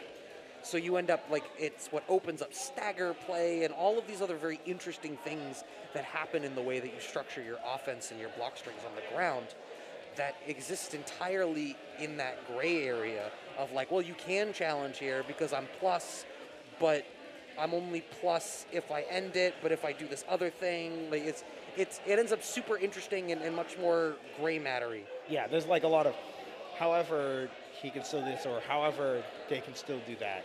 There's so many like options that you're able to present that it can end up being. It can be a little bit it's a weird transition at the start of it, but once you make it there, it's kind of like, oh, okay. Like, well, thankfully, I mean, I felt as though fighters, Dragon Ball Fighters, was supposed to be the sort of how a lot of people dip their toe in the pool, and it definitely worked for me, because I was like, oh, okay, I understand. Like, there's very specific, like, the way the chain cancels worked in that game were more or less fixed. Yeah. It was like, all right, everybody has these ones. You just kind of need to know, like, what command normals or specials generate an additional low. And that was really it. And I was like, all right, I understand now. We've got Kenny versus Ciel, it looks like now. I have to imagine that Kenny's on P2 side on the Gold Lewis. Does Kenny have a Nago? I do not believe Kenny has a Nago as far as I'm aware. That's the color that Kenny played on Gold Lewis earlier as well. Gets an early Behemoth as well. Oof. Ooh, nice backdash on the throw attempt here. That early pressure burst there from Kenny represented. Oh, wow. Okay, just barely alive. You're in a great spot here. And he's got the full special gauge down in the corner, too. So he's going to send out that empowered bomb. Not that he's going to need it. The 5P mash blows up Ciel for trying to press the offense. A clean first round here for Kenny. Wow. Jump forward JD right there. One of Gold Lewis's best buttons. We've talked... You've probably heard about it time and time again if you've caught on a lot of Gold Lewis on screens before, but yeah, it is quite fantastic. Good counter at 2H here. Nice confirm as well. Going to spend the super. Get a little bit of blood. Well, actually, yeah, he barely had any blood gauge as well. This is just damage in OP. Yeah. I feel like Ciel has had difficulty letting the offense open up enough to start to build the blood gauge. I feel like what you really commonly see with Nago, right, is you want to get straight into that tier 3 blood and sort of micromanage your economy around it so that you have the best version of your ground normals. But Kenny's ground game has been so oppressive that you've really not had the opportunity to do anything. The minigun comes out. Jesus! Zip line across the whole screen. Who called in the AC-130? Yeah. ERC Behemoth is a sight to see. Good Lord. I truly love it. That was an unfortunate combo drop. But here, Ciel's had a much easier time getting up into this tier 3 blood this time. Here's the problem. You have to hold this block string. Look at that wrist gauge pumping. Finds the back throw. This is huge. This is where you want to be burst baited, but you're popping blood. Why did you get hit? No. No! Ciel! There was, no. There's so much, no, don't. I can't believe y'all, I wish the camera was on me. I am gripping my chair with such disappointment. I have not seen you this annoyed at a situation like ever. It was, like, the blood pop was wrong, and then it was right because Kenny got smoked by close slash. But then he didn't. And you still didn't. Kenny was dead at 80% life off that close slash. Yeah. All right, we're at tier 3 blood. This gauge is really high, but we're going to pop blood again. Just barely not, and we snake the command grab in through the middle. Nice counter hit. 6H closes out the round. Okay, Ciel, thank you. That makes up for it. We're cool now. We're back on speaking terms. The 2H, I love the way that Ciel is snaking in more of this 2H to blow up Kenny's tendency towards trying to approach in the air, which you need to do in this matchup, obviously, right? Once you're out of Behemoth Typhoon range, you can't really control the ground against Nago. Nago has one of the most impressive ground games in the game. Speaking of which, man, that's just twice. That's a lot of blood. Not building up just yet. That was a hard call. We get the side switch here. Does Kenny? When is the burst going to come out? No. 5K, 6K. Are we dead? No, for sure not. For sure not. Okay. Now he is. Good whiff punish. Oof. That was looking a little dangerous there. Surprised that he didn't opt for the super to like just close it out there. Very patient. Just trying to go for those far slashes in order to keep Kenny contained. Remember, a quick little JS will put him on the other side. 1 Behemoth, 2 Behemoth, 3 Behemoth. Oh, but that was just a tragic whiff throw. Yeah, we've seen Ciel trying to sneak in those back throws, and that's been like the really important thing that they've threaded through Kenny's offense to stabilize. But that was just the spacing on it was not quite right. We're seeing more of that 2H. Yeah. All right. Good patience from Kenny now, recognizing the proliferation of 2H and just kind of staying on the ground. Look at that, trying to take up just a quick dash like after the 2H whiffs. Not quite in range for Behemoth to actually punish, but woof. Having full meter is certainly a good time. Now you have to worry about, is he going to end up BRCing, like Behemothing in? What does Nago have to contest with it? He is at level 3 blood, so he does Good throw. have that 5H and 2H as well with the increased speed and range. However, spent it on command dash. That was hungry, and I don't like it. That's a really obvious spot to go for the command grab, and I think the thing is, I think Ciel is getting a little bit caught up in trying to finish the job. I feel like Ciel had a really strong screen position. Kenny was so dissuaded from going to the air with the threat of 2H that Ciel was able to freely throw 5H, and Kenny was, eating it on block. That's chip damage that's adding up. He was getting a good amount. So I think I wish Ciel had been more willing to just stay in that spot and say, if you're going to let me 2S 5H you because you're so scared of my 2Hs, then I'm going to do it. I completely agree with you there. You're reducing the blood gauge, you're dealing chip, and you're building up risk. Right. That is a fantastic position to be in. Probably going to pop the laser, dragging Ciel in. Very good patience here. No burst from Ciel. I'm actually surprised they didn't burst for the momentum. Instant block it looked like on the JS there and the Behemoth. Right. This is another one. Kenny has to back off. Just take the screen space that you've earned. Okay, now I need you to go a little bit buck wild. Good bait. Tell me you didn't commit. Good. No confirm there, however. I need you to go buck wild. Yes, thank you. Build that blood gauge back up. Cool. Now you're set. Cash out the blood gauge. Oh, no. Well, it's certainly cashed out in some sense of the word. Oh, that was really smart from Kenny, too, specifically playing around the burst there, and that's a shame. I think it went a little... It's so common for Nagos to specifically end your pressure. Once you know that you've built the bloods, you specifically go to the 5S string, or you end in 5H, so that you get that little bit at the ends to stabilize, and we just didn't quite see that degree of control on the blood gauge there from Ciel. Yeah. We kind of went from Ciel not really using the blood gauge to teetering a bit on the opposite end of that spectrum. Really good bait on burst there. Teetering a little bit towards the other end of the spectrum of like using it a lot and now making their options more linear as a result. But I think the threat of 2H is still present, and that's been the big thing. Oh, for sure. And it's done a huge service here for Ciel to actually be able to enable this game. I think if you snake in 6P a little bit more in those spots where Kenny does feel confident, then you're still great. Gets caught with the backdash by the Behemoth Typhoon. Nice. Just keeping it You need all of that blood. Perfect. Yes, this is what I want to see. My favorite. Hold on a second here. Oh, you might be dead? Definitely, yeah. And that's it already? Gosh, it felt like there was so much more. It's so many more games to be played there. I mean, but we saw the adjustments, right? I think the big thing for Ciel, I think, is that crucial blood gauge risk management. It is the key factor that I think differentiates the good Nagos from the great. Yeah. Like, you want to, like, bring that home? Look at Hotashi at the Arc Revo World Tour Finals.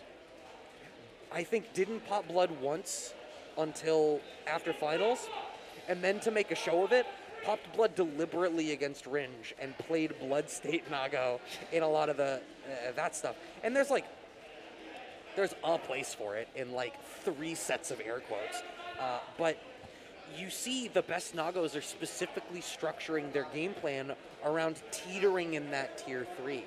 And it's something that comes with time, it's something that comes with experience, but Ciel had the game plan, right? Once we got to that point where it was tier 3 blood and Kenny was respecting the 2H enough that he was just holding the chip of that 5H, that's it. You're in the sweet spot. Yeah. I think you need to end your block strings a little bit differently to earn you that little bit of blood and be a little bit less hungry for the command grab. Yeah. Because there were definitely a lot of times where it was kind of one of those situations where it's like, okay, well, he suddenly just used a bunch of specials that generate a lot of blood meter.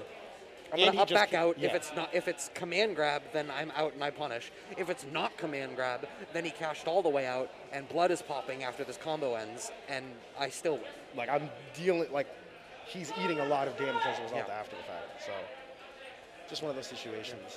That sets up the first of our top 8 winner side matches, it looks like, between Kenny and Somner. And we've got Wallaby on the other side waiting for the winner of Elmdawg and docbach. I hope everybody's had fun. This has been a really fun Strive bracket. I low-key do not remember the last time I got to do Strive here. Spencer's put me on a couple of other titles. You've been on the rotation a bit. I've been on the rotation. I'm happy to be back on Strive. Yeah. And I'm happy that you and I get to, share the seat in not a gimmicky. I think the only other time that you and I have gotten to commentate. We did the couch. We did the couch, yeah. Yeah. It was definitely very fun, but it's less like that kind of all right. Yeah, that's the whole thing. That was a fun day, though. That was funny. New England is, if that becomes New England's calling card, is that, we make the mosh pit commentary work, I'm for it. I'm fine with that. Smash does that quite a bit, actually, in a lot of formats, especially with the Summit, if you've caught any of those. Oh, yeah. Yeah, where I think the most interesting aspect about it, I'm not gonna get too deep into it because I can get in this hole, but if you watch Smash Summit 1 commentary, it's extremely interesting because you have 4 of the top 4 of some of the cream of the crop talking about it that also know each other and have this complete intimate understanding of the game, and the way how they flow in conversation and mix between that while discussing the game mechanics and talking about the players themselves is insane. Well, what I think has been interesting is every time I've ever seen any of the Summit style stuff is it's much more conversational. Oh, for sure. I feel like half of the vibe is that you're not watching commentary. You're not watching people that are doing a broadcast.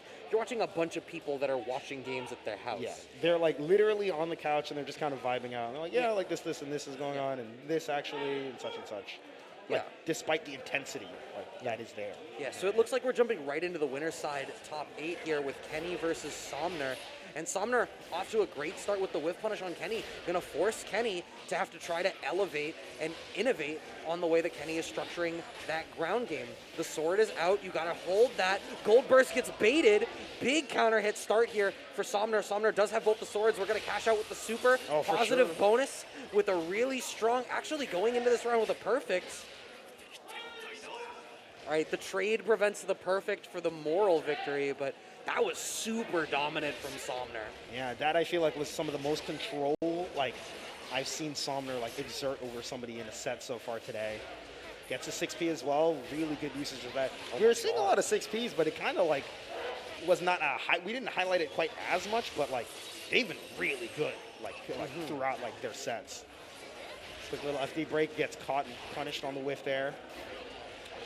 Backdash, whiff punish, big party starter here for Somner. Actually managed to wait for Kenny to fall back down and get something of a restand combo there. Reversal super is going to do big chunks of damage here.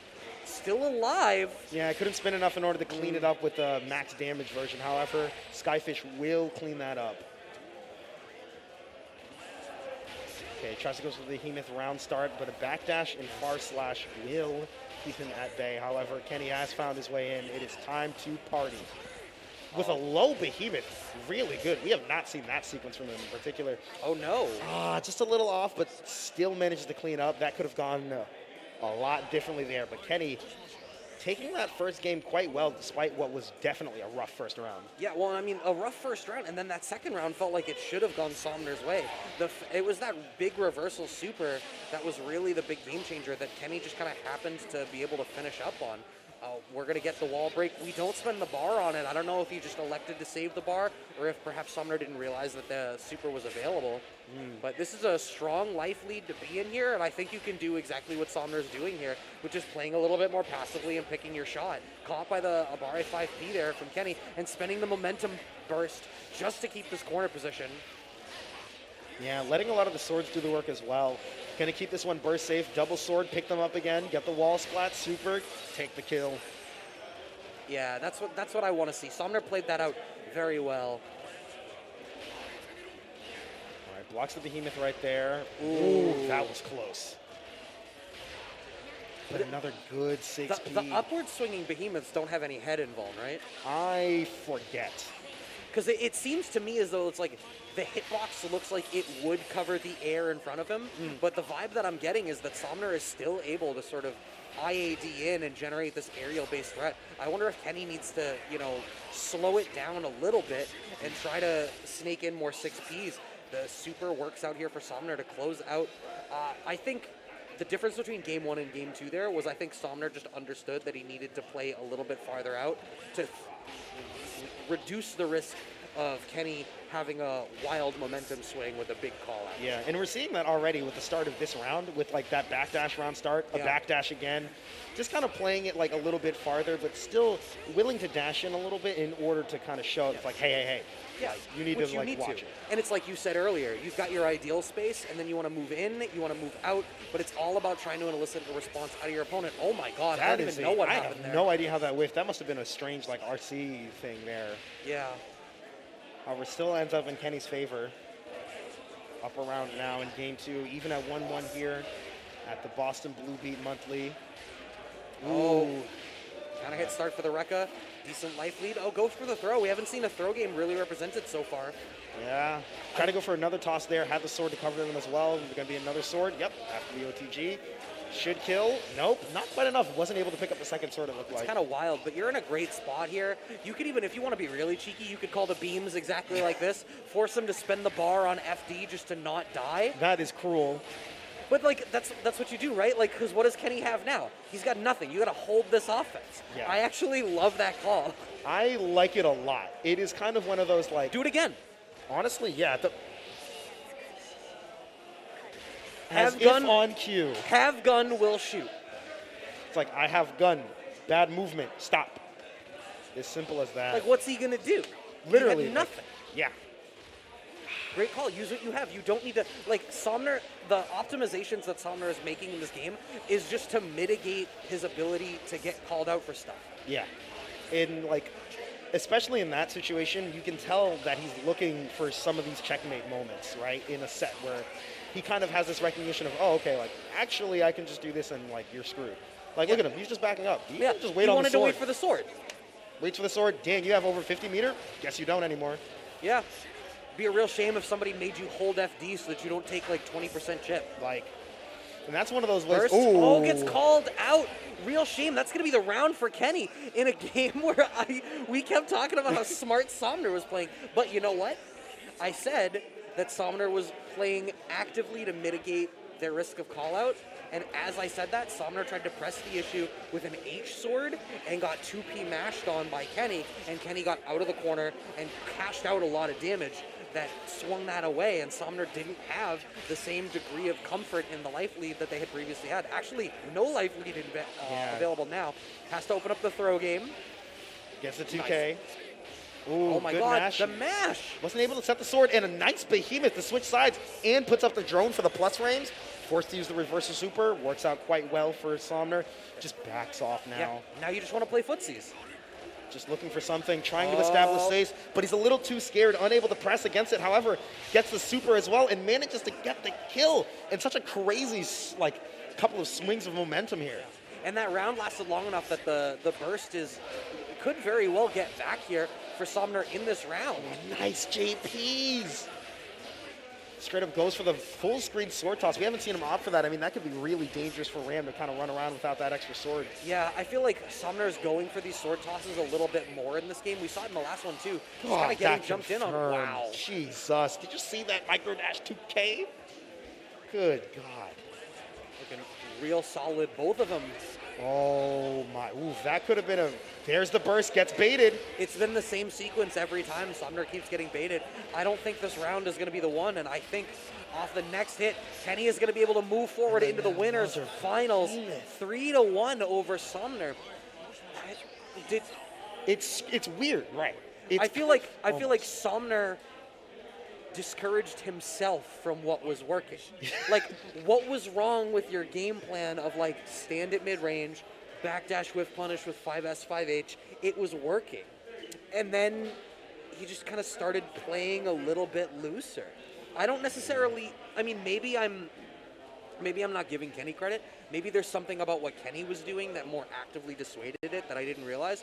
But I feel like what I was watching happen was that Somner had a working game plan, was slowly pushing Kenny into the corner, and then was structuring the offense in a way that Kenny was getting called out.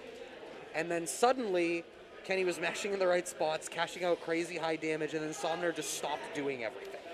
I will say this.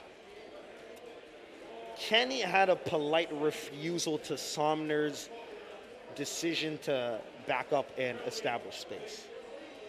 The reason why I phrase it in this way specifically is that it's very easy to mess up on the wording of the advice of like, well, inevitably you have to press in regardless of what your opponent is doing. But you could tell in a lot of situations where Kenny was pressing forward and throwing out buttons in places where Somner was not expecting them to be.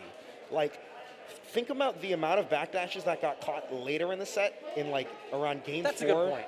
Compared to like game 2. That's a good point. Like in those situations where Somner's trying to establish that space and for the game plan, right? But because Kenny is still cognizant and refuses to play passively, because he has that like buttons, especially with the space as well, that he can throw out, that he can still catch him. I think the takeaway perhaps is that Somner had to use somewhat different or maybe unconventional movement like decisions. Sure, which like to your point, if the backdash is getting called out, that means backdash and standing in that range for 5S, 5H no longer works, which identifies why the change became throwing the sword more. Yeah. Which is what was getting called out a lot, and ultimately is, I think, a big part of what cost Somner at the back there, because think of the number of mid-screen sword tosses that were either, you know, just blocked and then Somner didn't have tools available to him. Yeah. Or worse, Kenny got over it and you ate a big punish. I kind of wish we saw more like 6Ps in ground situations for Somner. I feel like that would have been like a good first step. You called out 6P as a great choice early on. Yeah, there were a lot of good too. anti-airs there from them. But like in terms of the ground situations, you got to remember, gear is a hitbox game. Yeah. True and true. Like perhaps maybe testing out some of those 6Ps against the behemoths. There's so much more I want to talk about it, but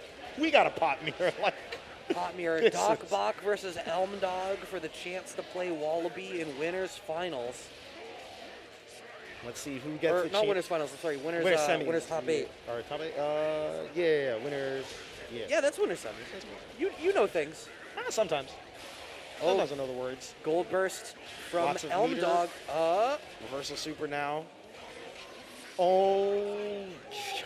You could even see in the PRC animation, you could see that docbach was already committing to something. That back throw came out before the PRC. That was going to be PRC Potbuster, and it just got back thrown. That is hysterical. Speaking of which, Potbuster right here goes for the RC as well for the extension. Lots of good damage. Heat knuckle. Blow out the wall. Really healthy position here for docbach.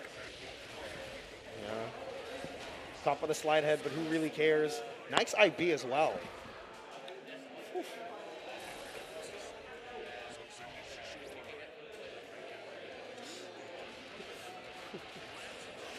We're definitely going to run long. Damn. Oh, jump in, gets the meaty counter hit start there for, okay, 2D trades. That's all right. Slide head trades. Slide head. Oh, no. We may or may not be on the same brain cell here. All Potemkins want the same thing. they oh, Burst gets baited into the Potemkin Buster, gets smoked, but God, buddy. Whew. docbach is sitting real pretty right now. I feel like Elmdawg has not really had the chance to start a whole lot of anything. Okay, as I say that, finds the 2D into the heat knuckle, but what's it gonna be, right? Like, we're immediately back into mid-range. When Elmdawg is getting errant hits, none of it are leading to any continued offense. Yeah. Okay. But then another reversal throw. How many times have we seen this? That was backdash back throw. It was a great call out on the wake up Potemkin Buster. Gets the Garuda. Pop Buster as well. OTG back to the Garuda. Hold this pressure. Forced to use the FD. Pushes him out. And manages to get the hit. Good start from Elmdawg here. Yeah, Elmdawg is doing a great job of sneaking Mega Fists in great spots around what docbach is bringing to the table. Yeah. Gets the Garuda now. Another Mega Fist. Both of them have also been trading a lot of Mega Fist. It's kind of funny, like, seeing them do it at the same time. Well, they both want to do the same thing, right? Like, half the appeal of Mega Fist is, like, it immediately generates this aerial-based threat that you don't really see represented from Potemkin. So I find that a lot of Potemkins use it. It's sort of this, like, I'm gonna like define a term, a hybrid defensive move, where it's like, it's not a reversal, but like its inherent movement makes it function well as a call out for certain other tools. Gold burst on your negative frames. Ooh, whoa. I agree with that wholeheartedly, but it just wasn't the time. But I like the vision. I mess with the vision. Gets the counter hit slide head now. 2D. And just kind of waiting out something. Elmdawg just playing a lot farther out. Ooh. Looks like a misinput after that counter hit Garuda. Yeah. Right. Nice far slash. Sets up the wall. Runs up to it to get the block and still gets... The back throw again! docbach does not miss with these back throws. Oh, you're dead because we've got Roman cancel on deck. Yeah. No! Combo drop. Unless, oh my god, great reaction to the Mega Fist. Went for the double jump and the JD smoothly crashes in there. Gets it with the slide head now. Elmdawg's in just a little too far. Didn't get the Kara pot, what it looks like there. Right, 2D working out. Elmdawg, very slight life lead. Snaking the Mega Fists very slightly more, but I can't help but feel like docbach is just doing whiffs the Potemkin Buster, but has the RC to keep it ready. Another RC on deck. That burst available. That means nothing. And Doc is just waiting for it. Walks up slowly and says, "Hey, good games. GG's, shake my hands." Yes, indeed. Does his knuckle say Burly Heart? His knuckle, it says Burly Heart. That's actually really awesome. Or does it say Body Heart? Do I not know how to read cursive? That's Burly. No, that's Burly. Are you sure? I'm sure. I see the R. It has that little straight line. You know, you do. Tell me in the chat. Is it like Burly Heart or is it because Body Heart would be like because he's got a body, right? I mean, yeah. Like no, Body Heart would make sense. Burly Heart almost doesn't make sense. But like he also has simp on his arm. There's an English major that will analyze that, but I'm pretty sure that's Burly Heart there. I'm like 90% sure. I don't know. That does set up the other half of our winners top 8. Of that, I am sure. No cursive script reading in order to identify this. Just opening up a challenge bracket. docbach versus Wallaby should be Anji Potemkin. Yes. That's gonna be that's an interesting one. I am frankly not sure how it will work out here. I mean, I think one thing that was really awesome that we saw from docbach is kind of their defensive options in general. Especially like the reverses throws, the back dashes, the way how they can kind of maintain positions and such. So we'll have to see. And the slide heads kind of countered each other on it. So I don't know on those, but yeah. Let's see what we got. And right here, still in winter semis here at BostonBlueBeat.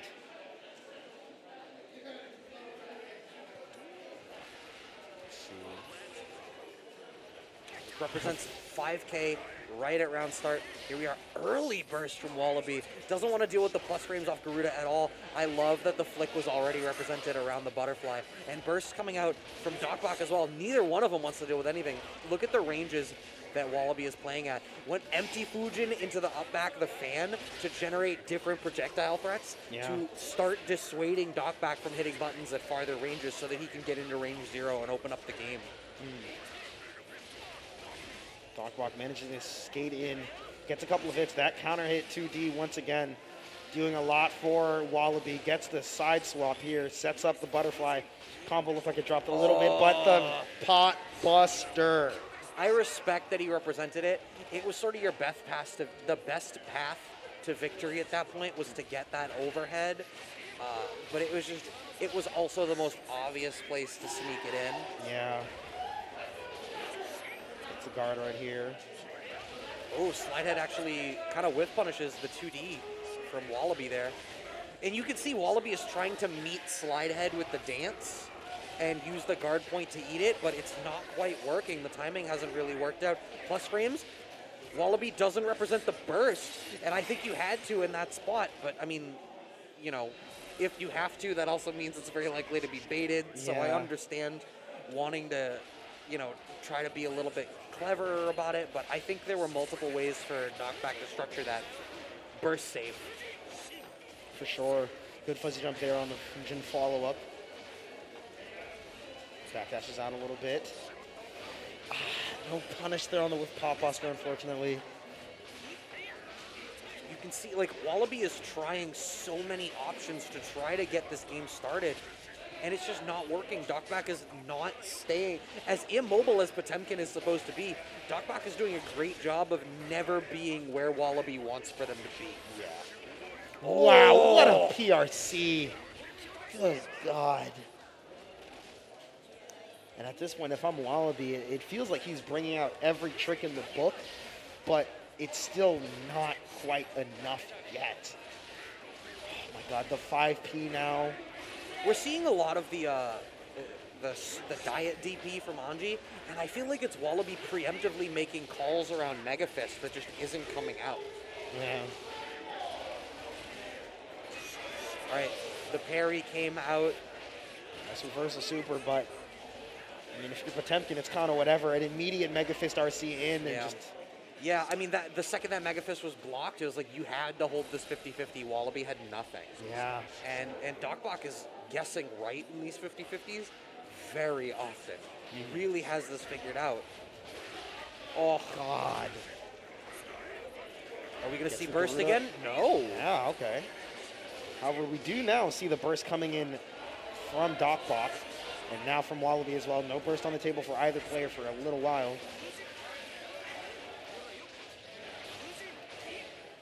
Solid confirm here, going to break the wall. The low just has to back right off.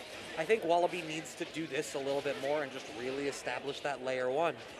Yeah. Not take these risks. docbach is really exposing a lot of these tendencies from Wallaby. Nice up back, and then the 2P mash closes out around. Goes for that 2D. Thankfully, docbach just backdashes, so not really much resulting from it. Gets a position as well now. Wallaby probably going to wall break on this confirm. Ooh, spending the meter for the super as well. He really wants to chunk him down. Yeah, I like that. Get the Oki. You want the good Oki after this, so that if nothing else, you want to spend and oof. Oh, no! Didn't walk forward far enough. Feels bad, man. When is the burst going to come out? No, if I'm Doc... Oh, you don't... Oh, there's the PRC. Oof. A PRC that was only paid for because of the wall break. What I was going to say was, if you break the wall in that way and you get the good Oki, like, the longer you can keep that block string going, the longer you have to just generate that free meter and not have to worry about what your opponent is doing. Oh, burst baited off the rip. docbach went from doing such a good job of blowing up Wallaby, and Wallaby has completely regained control of the pace of this matchup. Suddenly things are looking quite differently out here. Positive bonus now for Anji. Doesn't really push the issue too much. Try to go for the Fuji, get counter hit for it. Let's see, will we see the YRC coming out here? No, the PRC try to go for the throw, but the throw coming back from docbach. Pop Buster not going to kill quite yet. This is a dangerous situation, caught on the backdash now. Yep. Worked out great. This is set point now for docbach. Nice slide head, catches Wallaby trying to counter poke. Oh, big call out, but it's plus on whiff. Wallaby gets smoked with the counter hit. We don't spend any meter on the wall break, but we're comfortable. Mega Fist into RC, you're dead. That's gonna do it. docbach is gonna move on to the winners finals against Kenny. Big body Boston Blue Beat winners finals. I don't have any more alliterative action to add to that, but only one of the two of them is Beach Bod Red. True. And it's Potemkin, I think. It is definitely Pod. Gold Lewis is more consistent Beach Bod for where he's from. Oh my gosh, yes. That man. Gold Lewis is the most American character that I've ever seen created for a fighting game. He is like, it's so funny to me because it is like hilariously American and over the top, and yet it's just kind of like chill. It's weird to me, I guess. Yeah, I mean, it is every trope about America that like could be construed as a negative, and instead it's played like very straight. He's just vibing. Right. It's like, yep, he's a big hamburger-eating, gun-toting defense guy that is also like super conspiracy theory driven. Literally has a coffin with an alien in it, like And it's Area 51 looking the dude, and he's just like, And it's yeah, like, whatever. yep, it's chill. Like, yeah, we're just vibing out. It's whatever. But yeah. I hope everyone's been having a good time. We do still have a fair bit of losers bracket action to go through. I think it has a little bit longer to go before we get to the losers side of top 8, which means that all of y'all have ample time to hit !Matcherino in the chat. Use up those codes. Like we said earlier, first of all, it's like 3 button presses in order to get there, and that is including cut and pasting Matcherino. Somebody else already is putting Matcherino in the chat. You just need to click a hyperlink. Could not be easier. Click but it. I know the Dragon Ball Fighters Matcherino popped off today.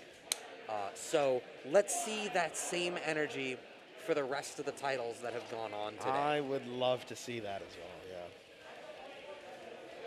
yeah. And We've also got, as you've called out a couple of times before, next weekend is the next online monthly coming at you from BostonBlueBeat. That is going to be Plus R, Guilty Gear Plus R on the 23rd on Saturday, and CF on the 24th. Always going to have a home for CF here at BostonBlueBeat. And if you want another home for CF, I know that we wanted to send a shout out to the World Serpent Championship. They're running North American singles on April 30th. I know I'm not super deep with BlazBlue, but you and Spencer were telling me a little bit about the World Serpent series and its sort of long-standing legacy in the BlazBlue community. yeah, so it's been running for, this is the third year now? God, it has been quite a while. Run by Chick Zama, a TO from Texas. I mean, she puts in a ton of work for the CF community with a ton of like online brackets and such, and you know, runs this kind of like annually for like a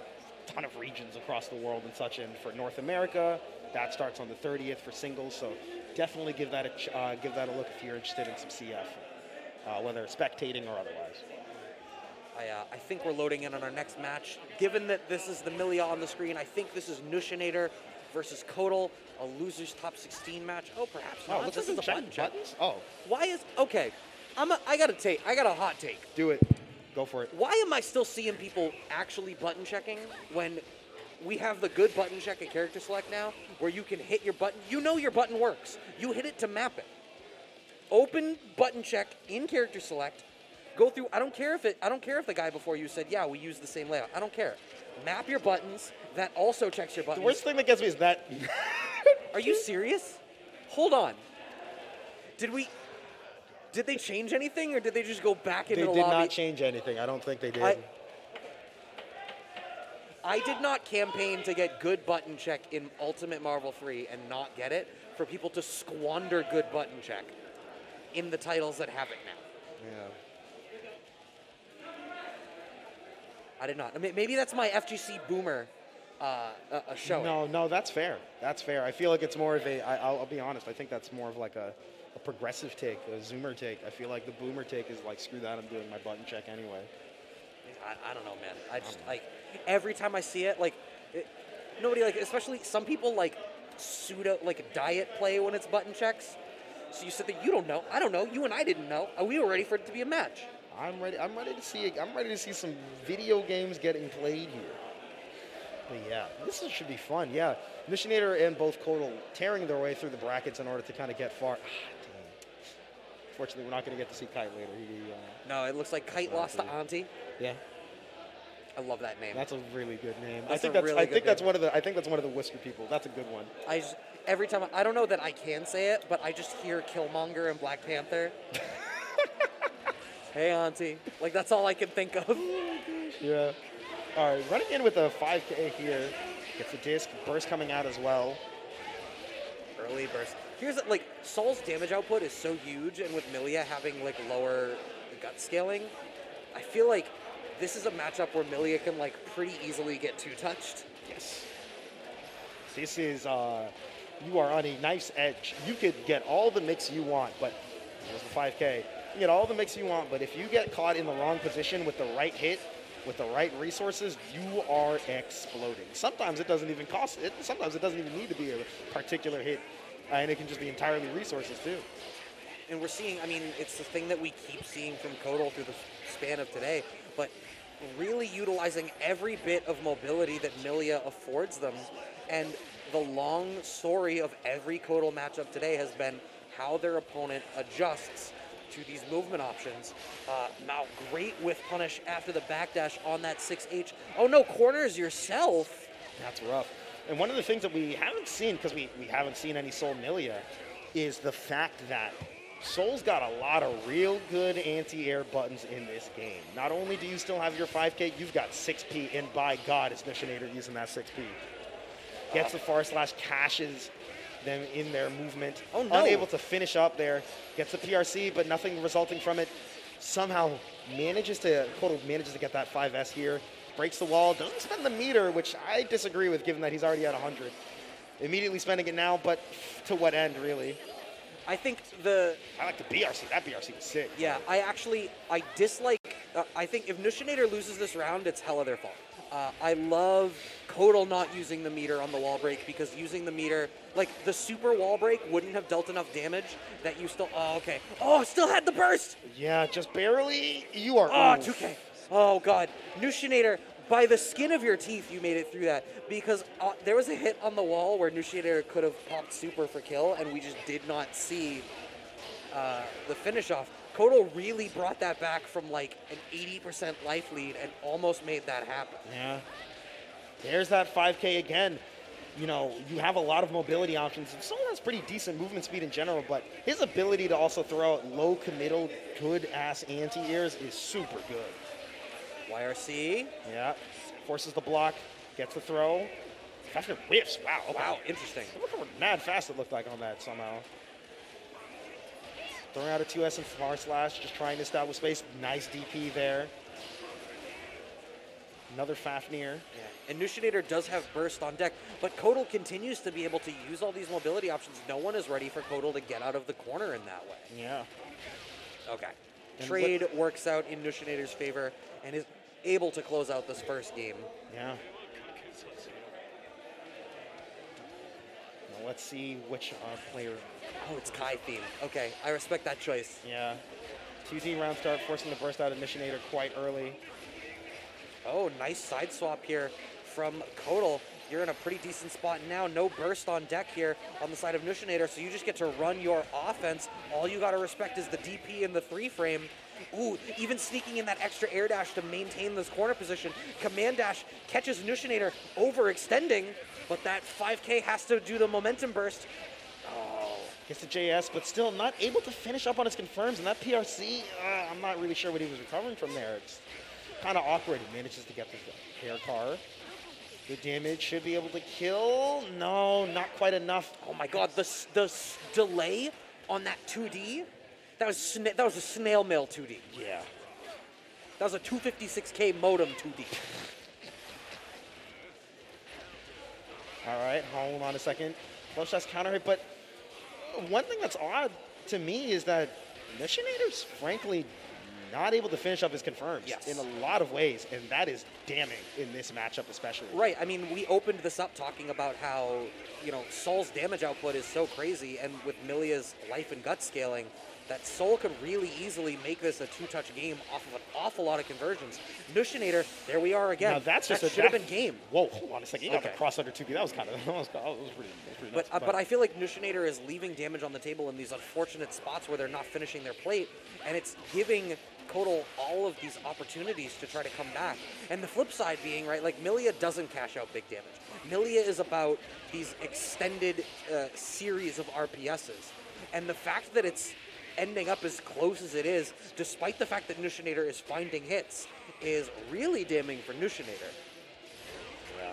All right. Gets a clean hit DP. Okay, we're going to see the RC. Nice confirm. And see, that's the big thing here. You must make Millia bleed.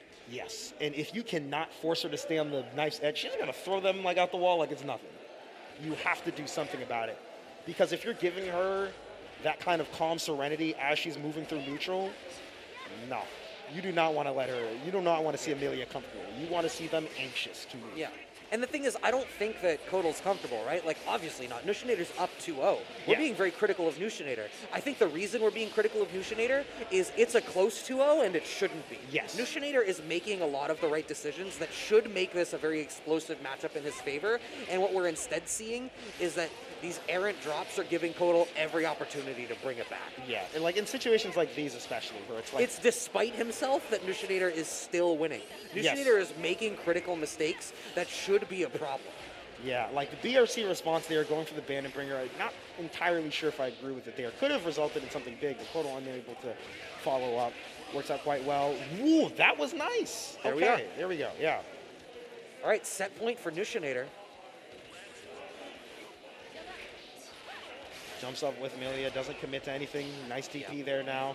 I like DP coming out more. Yes, I'm literally, we're of the same mind, yeah. We have one brain cell. Yes. One commentator brain cell. True.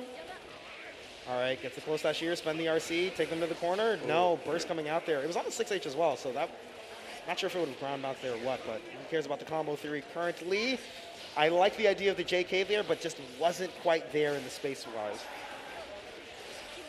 Good block so far, blocking the low 2D as well. A lot of respect after that 2D as well. Yeah. Oh, nice 6H punish. Any hit will do it here for Nushinator, and the trade is going to do it, mashing out the 2P. That's a great spot to do it. Nushinator is able to close it out 3-0 over Kotol and moves on. It looks as though Ciel and Auntie played off stream, with Auntie taking that dub. So Nushinator versus Auntie. Or I'm sorry, Nushinator versus Ciel is going to be one half of our loser side top 8. We are still awaiting the results of Maxout, NoXX, and Elmdawg versus Echoes. Again, still got a lot more Guilty Gear to be played, and I believe we're seeing Maxout now coming onto the stream. Oh, okay, so then presumably, I guess Maxout, NoXX, and then Elmdawg, Echoes play off stream. Presumably, and then we're at our loser side top 8. Yeah. Thanks to everyone who has been tuning in so far. There are plenty more games coming at you today, not only in Guilty Gear Strive, but we've also got Dragon Ball FighterZ, which is going to start as soon as Strive is over, and then rounding out the day with BlazBlue CF. So plenty more games. If you're into anime fighters, make sure you keep it locked to BostonBlueBeat. Make sure you follow on all the pertinent socials on the Twitter and Twitch so that you're always up to date with everything that we're doing. Hi, I love you too, Dink. Why? Or well, you were in the building. Why are you lonely? I don't know. For those of you that are maybe just listening, I don't know, in podcast form. Sometimes I do that. Sometimes I have done that a couple times. I put like an earbud in and listen to the stream while I'm like doing yard work or something. Old man things. That's fair. Yeah, Dink in the chat said that they're lonely. I literally locked eyes with Dink maybe 15 minutes ago. Maybe they already went home. Trying to find where they are. Now I'm trying to see if they're walking around. Right, derailed everything. I was on a whole tangent plugging BlueBeat. I was going to plug forthcoming events. You know how good they are at that sometimes. Yeah, oh my god, Dink is a master derailer. They are. Yeah, goodness gracious. Like, Dink would be a supervillain. Yeah. Like, you know how, Dink would be the perfect Superman supervillain. Yes. Like, why does Superman have to fix the train? Because Dink derailed it. Dink Maxout versus NoXX. I do believe Maxout is on the P2 side here. Oh, DP. Okay, wow. Great pressure from Maxout already. NoXX has to hold this in the corner. We saw NoXX playing a little bit earlier today. I think NoXX was the Ram that we saw in the mirror. Yeah, against Somner. Yeah, that really struggled to get started.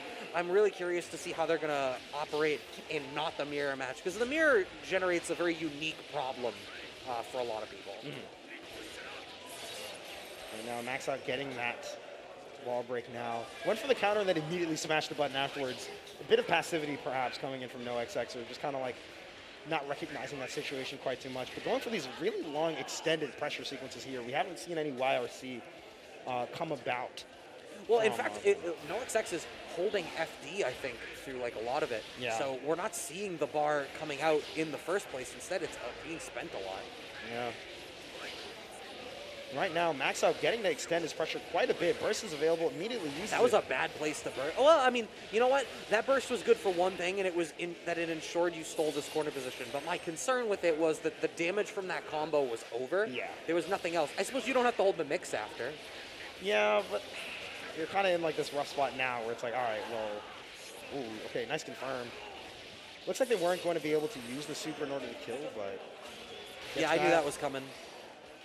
Yeah, the reverse of super, not really too much happening now here. Just trying to play that spaced out game. Gets the throw, no sword available, so only has the H sword toss, so was not able to kind of like toss it out there after the throw.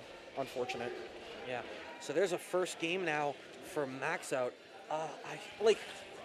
NoXX should have the range advantage here. So the fact that NoXX is ending up on the back foot defensively so often is a little wild for me.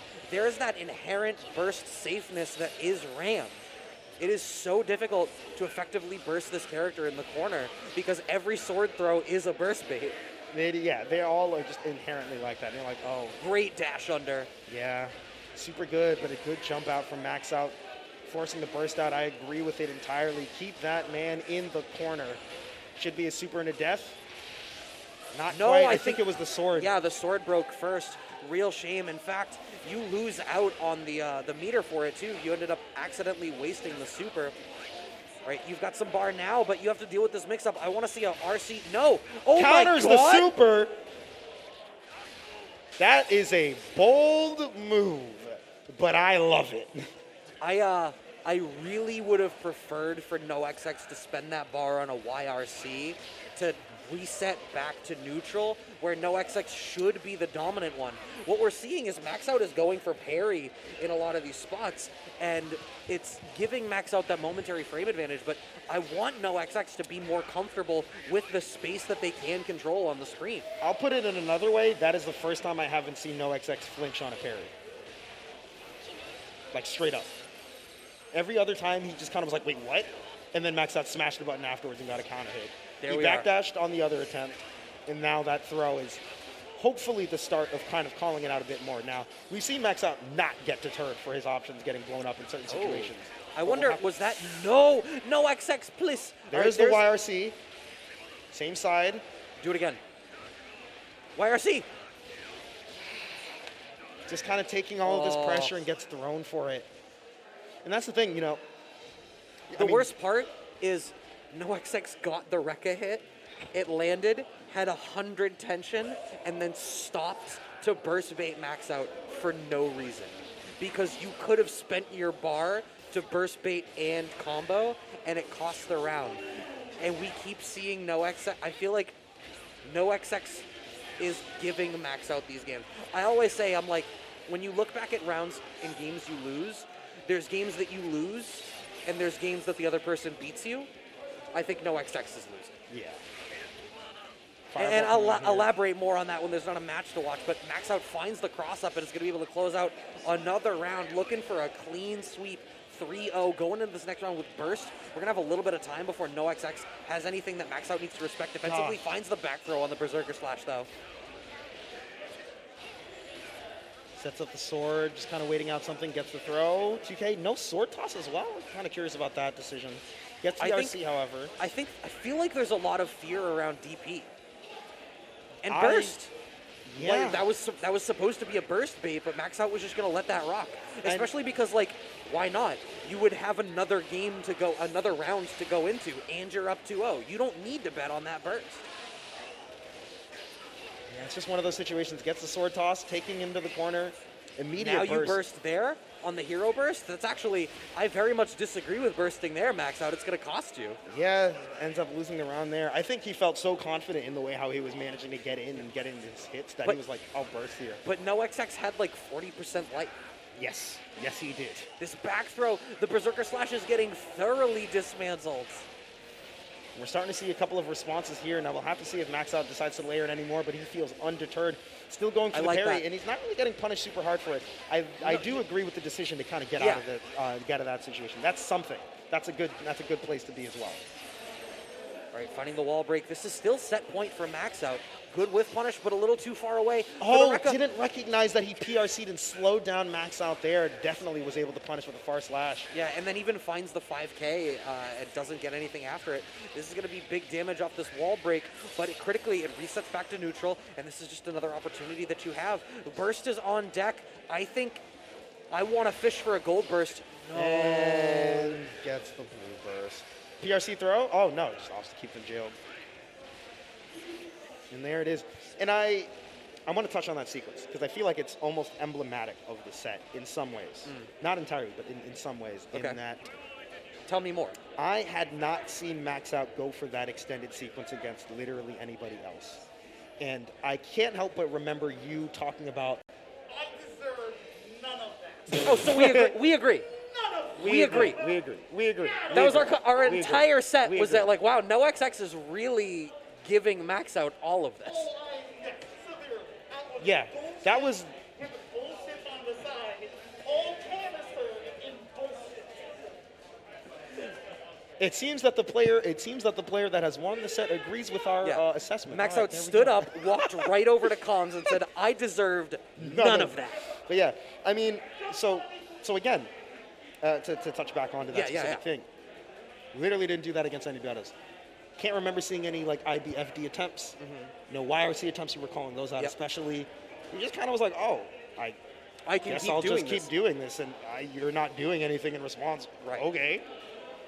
And it just felt like that was kind of the tone of the entire set in a lot of ways, where he was just like, oh, okay, I'm just kind of getting away with all this stuff, and I'm just going to keep doing it. And I feel like it's emblematic of a concern that we've sort of indirectly been raising about NoXX all night, is that NoXX plays very passively. Yeah. It doesn't seem like there's a lot of active decision making that gets made by NoXX, except for like when the bar is available, we see reversal super.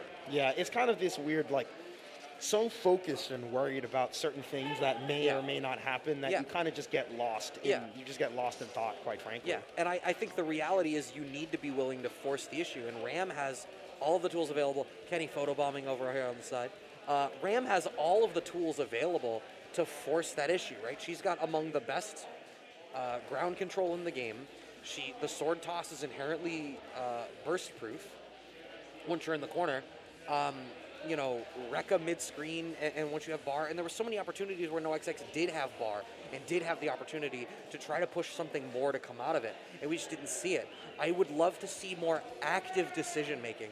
We are moving into the loser side of top 8 with Ciel versus Nushinator. Gets that counter to 2H. We've been saying we saw that a lot from the last set from CL. So command dash right into the close slash. However, I think the 2H mattered a lot more in the matchup against Gold Lewis. I think you're going to get far less opportunities to represent it against Sol. Oh, for sure, yeah. Oh, looks like he got caught trying to go for the 2H there. However, goes for the bite deep as well. Yeah, we got away with that. I mean, it was like a semi-obvious bite, but I think if you didn't get it, what a punish! And there we go. Ciel threaded the needle of that round. Yeah, that had some close moments there. Rather explosive, I will say. 6H, not really a humongous counter hit, but still. Nushinator This is great. Nushinator is like counter poking in a couple of these spots with the expectation that Ciel's going to keep pushing the issue. And I love that Ciel is willing to command dash back and then just let the Rekka string rock. And it's blowing up Nushinator's tendency to mash 2K, 5K. Yeah. Wow. Slowed down the JS, it looked like there, so was able to get the close slash punish in the 5 boosh. Very, very crispy, I will say. But one thing that I do think is a little concerning is that he's starting to autopilot a little bit on those 2Hs. Yes. There were a couple of whiffs there that I noticed that I was like, I'm not too sure about it. It feels like Nushinator doesn't have a response yet to those whiff 2Hs, so he may be able to get away with it, but it's something to note for later. Yeah. And I understand the tendency, right? Especially like when Sol goes to the air, it's one thing to pull out 6P against like an IAD or something. I think part of the concern is, you know, if he goes up in the air and goes to do Renger, that you're not reliably anti-airing that, but an early 2H will do great. Speaking of great, smoked this man's entire life in the corner. Command dashed the burst and said, ooh, I'm sorry about that one. Oh, I don't like that. Golly. Send it back. Yeah. Oof. Oh, catches. Ciel's, I mean, you called out the 2Hs, but the 2H was doing a couple of really critical things in that last round too that I think is huge here. Ciel is doing a great job of actively sticking things in front of them that is forcing Nushinator to have to respect these hitboxes in their way. Yeah, I agree with it. I will say that last sequence was really funny where he was correct for like trying to go for the 2H, but it whiffed on the jumps, and then he goes for it again, and then he dashed it. But in all seriousness, being able to dissuade anyone from like moving in certain ways is super important. I do understand that. Oh, nice Wow. air throw. Backs up a little bit here. 2S, Oh, you're nice. Yeah, that's death. Just goes for Had the punch. meter to spare. Yeah, and it's already 2-0. This is going real quick. Yeah. Jeez. The power of Nagoriyuki. Ciel sitting pretty, finishes out the Rekka string. And every round, another thing, Ciel almost every round is pushing Nushinator into the corner. Yeah. And just dominantly controlling that screen. Great 6P. I'm like very surprised Nushinator didn't press the issue there. And the fact that Ciel had the chance to walk back a little and then start the Rekka string. It's like there was a very long delay there. So clean. Oof. Okay. Yeah, no, we had more. There was more to offer. We had more. Ciel trying to clean it up, understands that Strive is running behind schedule. Everyone's made a gentleman's agreement. It's a like 3-0 for like consistently. Jesus. Yeah. Jeez, staying in the pocket. That's going to be a super wall break. We're going to get the good Oki and positive bonus. We're going to be in, I think, tier 2 blood as a result of this. So you know we're going to like shadow clone, command dash forward, be comfortably in tier 3. Yeah. No, wow. Walk forward 5H. We just don't want to Cut do him it up, first. run him up, put him up. Golly. What an ending from Ciel. That's powered Ciel. That's power Ciel. Now in Melty Blood. Without the E. That's power without the E. Oof. Tats up as well. God, I missed that design for powered Ciel. Jeez. Yeah, well, okay, Ciel wins that. Moves on against Wallaby, who obviously dropped down opposite of docbach. Yes. We've also got Maxout versus Echoes. I'm going to be very curious how that one goes. Leo versus Potemkin, if I recall correctly. No, I'm sorry. Elmdawg was the the pot. Potemkin. Who does Echoes play? I don't know. We haven't seen them on Scoop. Okay. And I think they may also be one of the Worcester traveling people. Okay. Because I don't recognize Echoes as like a Strive name. Yeah, I'm not rightly sure. But the winner of that, the winner of Maxout Echoes, goes on to play against Somner. So decent character representation here in the top 8 as well. So I think Potemkin, Anji, Leo, Ram. Nago with the CL now. Yep. Nago, Sol. Let's see. And then whoever Echoes plays, and Gold Lewis. Yes. Because Kenny is still on in winner's side, I think. Yeah, Kenny's. Oh, we haven't done winners finals. Yeah, Kenny's in the winners finals against docbach. Yeah. It looks like we're jumping right in to Ciel versus Wallaby. Ciel coming into this pretty warm, I think. But I mean, the thing that I wonder about this matchup, obviously, Nago has the superior ground options here. So the question becomes, how effectively does Wallaby weave in the dance and use guard point to get through things? We already see it represented, but an early 2H, big party starter. Oh my God, that's like 60% off rip. It's a 2H counter. You are eating it if you get hit by it. And it's very plain to me at this point, because we've been highlighting it a lot, the 2Hs. Like, it's clear that CL really wants to get that big reward off of those hits. Nice PRC in response to the spin. And another command dash. He's been baiting out those bursts very well. Yeah, a little bit too far away. We just barely know we are popping blood. What a shame. I thought that block string was actually going to generate it. Yeah, just get some chip. Forced to burst just to, like, not immediately explode from going into blood rage. Another pair. We're alive. Just hold the mix. Find the spot. No, you overextended just by a hair, and it was all Wallaby needed. I think Ciel just needed to weather that storm a tiny bit longer. Yeah.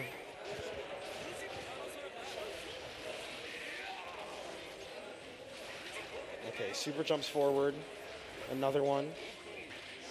Nice throw. Now, I wonder if we're going to start seeing some 2Ds in responses to like some of the normals that he's putting out. But wow, Ciel's been popping blood rage a lot, and then already in these like 2 games in this like game. Yeah. All right, good throw tech. Oh, that's a shame.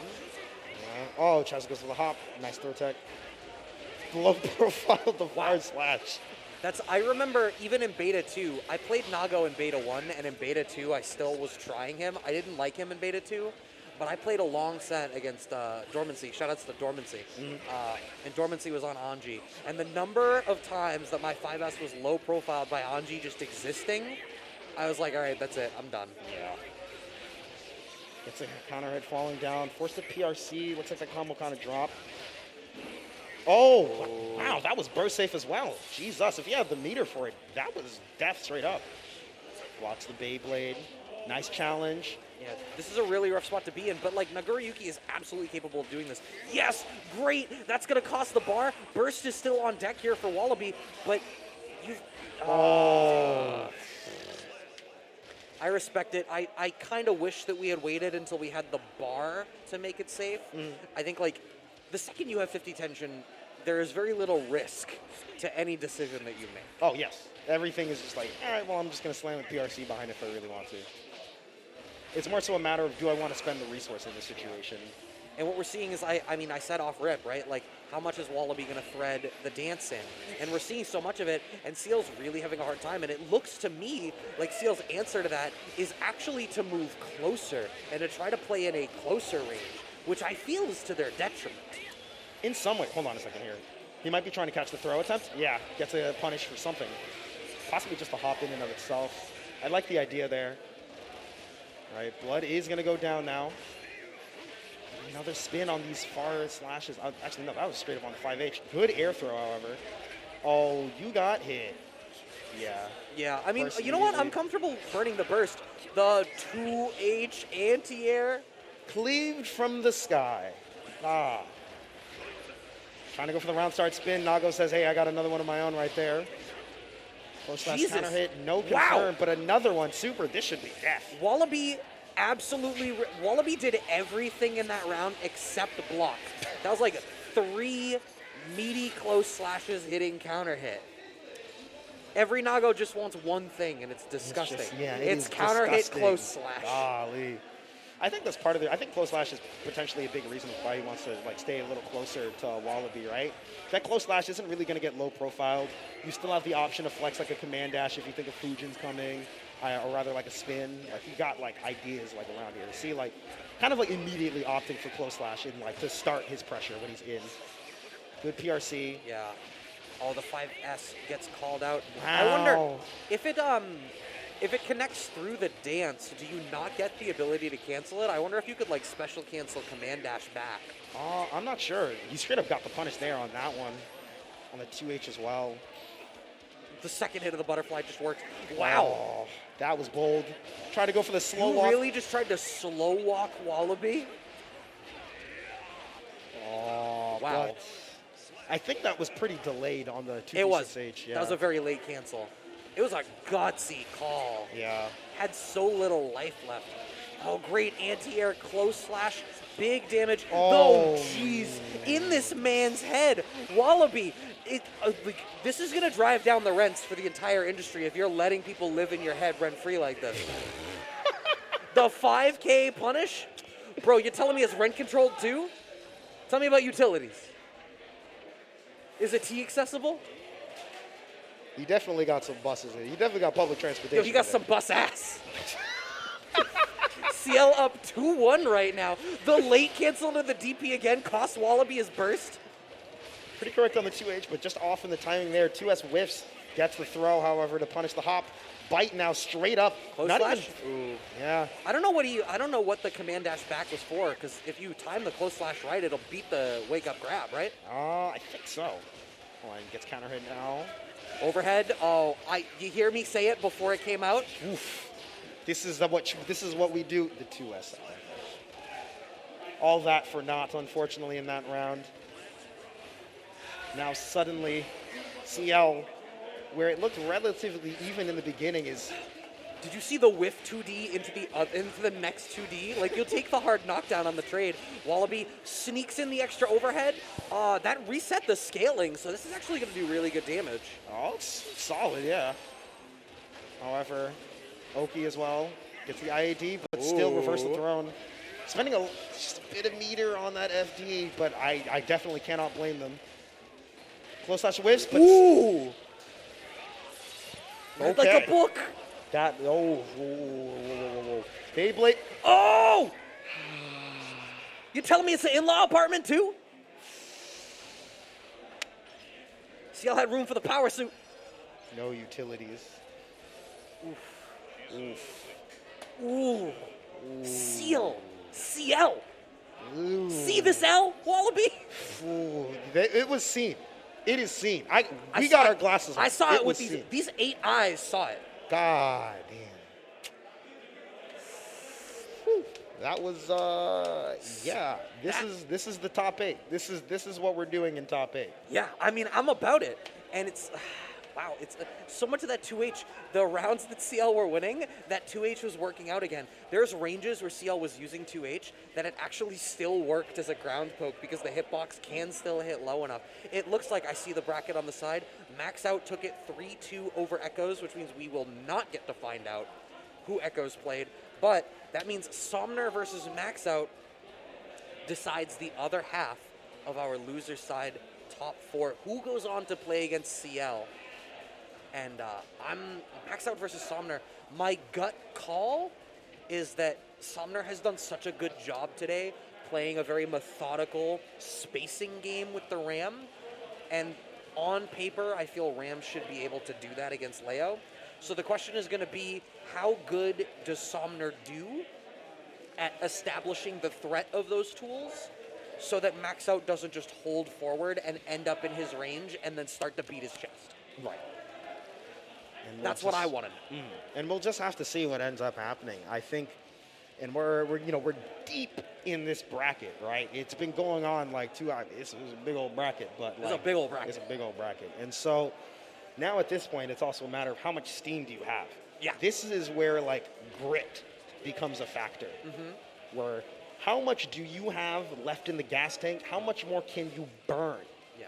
And what do you have, like, almost, it's like a very physical aspect of Yeah. fighting games, of just like in tournaments. Sure, but what I will say is for both of these players, Maxout has been going to tournaments for years, enters multiple games. I know he entered multiple games today. Yeah. Somner also, I feel like Somner, you can find Somner in every bracket at a Massachusetts event that Somner goes to. I've played Somner in damn near every game that we have run a tournament for here. I have played Somner in Tekken brackets. I have played Somner in Strive. I've played Somner in Fighters, in Street Fighter. Somner just plays. So I think based on that, I feel like both of these players, if you play in that many tournaments at every event, you develop some of that endurance. Yeah. And moving on from that, let's see what we've got here. Somner versus Maxout, losers quarters here. Back turn pressure is started. Gold bursts on the overhead. Immediate reversal super. That is a way to define the tempo. Yeah, that's a call. So I like what Somner is doing off the S sword. You see early on in the set, Somner will throw out S sword and then just watch and wait to see how they respond. Yeah. And while in some ways that may be nice as a way of to gather information, it also kind of means that you're all, I think they definitely got super caught up in just kind of going for the routing there after the PRC. But the burst was definitely, I think, out by the time the PRC came out, so could have just checked for it. But caught lacking a little bit in a sense. Gets a counter hit. Right, Somner getting blended a little bit here. A smart backdash earns Somner the right to start to hit some buttons of their own. Just like that, we're back at neutral. That wrist gauge pumped a little bit, but okay. Dash in, we got the 5P mash here. Somner going to be able to push. No, doesn't choose to spend the bar. I thought maybe we might have wanted to spend the bar to try to bring this into the corner a little bit more. Yeah. I like the 6P there. Also use the RC, check for the burst, and still kept it tight in order to continue to confirm. However, it may be all for naught, at least in terms of this round. Oh. Smart backdash, but there's no swords. Has to PRC and dash up just to get them back. Smart play here. Try to play around the spacing, but Maxout just falling down with that button. Yeah. So the second time Somner threw out S sword in the corner, you saw that he immediately went to throw H sword, and I think that was a I know you know thing, because the first time S sword came out, Somner didn't do anything and Maxout waited. Yeah. So I think Somner was like, now you're going to jump out after S sword. My H sword will catch you. But instead, Maxout just immediately seized the space in front of him. And I think that's the thing. I said off rip, how good a job does Somner do of controlling the space? Because Maxout's not going to respect it until he is made to. Yes. And even then, I don't think Maxout's going to respect it. He's still going to do things.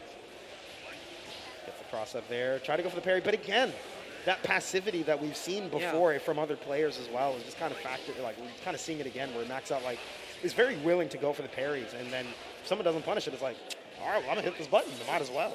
I mean, it's a weird spot, right? Like I've definitely played against people like that, where they represent these like high risk defensive options into these weird spots where you're like, you either get caught out by them because you're like, of course it's my turn, or you're just not ready to blow them up because you're like, why would you even do that there? Yeah. And it takes a while to really tune into that cadence and open it up. The advantage here for Somner is we're running 3 out of 5. Yes. So you have that longer set in order to do it. Waits for the burst, it does not come. Maxout's going to be able to cash out all the damage here. Tries to dash in, but still gets caught by it. Obviously, RC, not too much more for an extension. Gets a good 6P, though. I like that. We're going to need more of those 6Ps. You called it out. So much of just, like, falling JS from Maxout, catching Somner trying to do stuff back in Game 1. We're going to see the beam coming in from now. No PRC available, but just not early enough, however. Oh, wasn't ready for the throw on that Berserker Slash. Ready for the mash after that one. What's a shame there is the throw actually would have killed. Yeah, unfortunate here. He gets caught by the far slash. Yeah, I think he went for a backdash and it didn't quite work out. Yeah, he got Maxout caught. up 2 games. I think Somner's tendency to backdash and try to play slightly outside of his range is part of what's blowing him up here, because Maxout is so thoroughly willing to seize control of any space afforded him. And we've seen this in some of Somner's other sets, where their attempts to backdash and establish the space ended up getting them killed because their opponent was so willing to move forward. If I remember correctly, their set against Kenny, who had sent him to the lose in the first place. You're exactly right. It was going great, and then they started taking the space that Somner was dangling in front of him, and it's like, no, like if you're going to dangle the carrot, you need to be ready with the stick. Somner doesn't seem ready with the stick. He is eating it straight up there, Bugs Bunny style. Good blocks here, just a flash kick now. Back turn pressure is established here. Oof, not on the frame trap. Oh, the parry works as an anti-air burst is available now for Somner, but your tournament life rests on the rest of this round. Maxout sitting very healthy. Cross-up gets thrown. This is a strong corner position here for Somner, but just the up-back, Somner has to aggressively burst to maintain corner position, and we're going to break the wall here. You've got positive bonus, but I can't help but feel like this is still not a great spot for Somner. Oh, it's definitely not, because you were going to die as a result of it. That was a spot where I actually kind of wish that Somner wouldn't have broken the wall. I think you needed to try to ink out one more hit in the corner there to try to better equalize the life disparity that was happening there, but we did not see it. Maxout takes it 3-0 and moves on to the 4th place match here, loser semis against Ciel, to earn the right to try to work through the rest of the bracket and take on either docbach or Kenny. And that's going to be tough regardless of who they end up fighting, let me tell you something. There's a lot going on here, and I don't want to disrespect Maxout. Maxout is a tournament vet, like a tournament vet's tournament vet.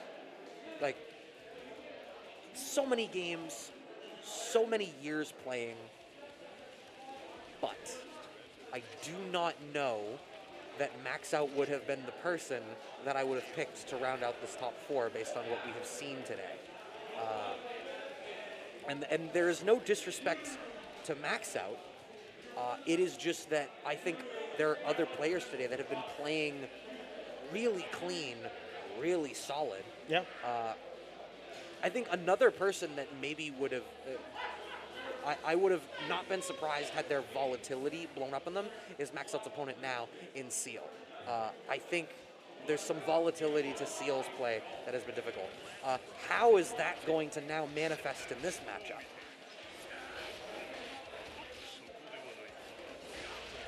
Ooh. Ciel is so ready with those burst baits. Yeah. Nice bite here. Low slash backs off. Just keeping a long pressure sequence, going for the bite. We're starting to see him use bite in a couple of more places than earlier. They're getting much less predictable now at this point. That's good. You know what I love? I love an early bite. And then in the Oki situation after, you've got so much blood to burn because it takes a while to tick down, so you earn a couple of free special cancels. Go a little bit buck wild, finds the cross up there, does max out, earns this corner position. Okay, Ciel went to try to push the issue off rip. It just didn't quite work out, was a little bit late. I mean, Nago's buttons aren't the fastest. Yeah. That is a situation where you may have to end up just like straight up going for 2K or 2D there. Yeah. Or, I mean, Ciel has seemed pretty comfortable to go for like 5K, 6K. I would be okay with like a 5K, 6K. Yeah. There's that 2K in order to counter poke it. They backdashed earlier on Yeah. it. Looks like it feels almost like Maxout was kind of just testing that and just seeing like, hey, like, what are your responses still? Like, what are you doing? I love the experimentation that we're seeing with Ciel there. Both around what to do when the parry whiffs, like we saw, like you said, we saw nothing. We saw backdash. We saw 2K chucks. But also the choice of jump in normal has been very interesting as a way to just bypass some of the wildness that is Maxout's ground game. But it's like, yeah, I could try to outspace it. Yeah, on theory, especially when I'm in higher blood, I should be able to do some stuff. But why do it? I'll jump in JS. I'm so sorry. I'm just extremely caught off on the PRC. He's fine. Oh, what a great 5K check.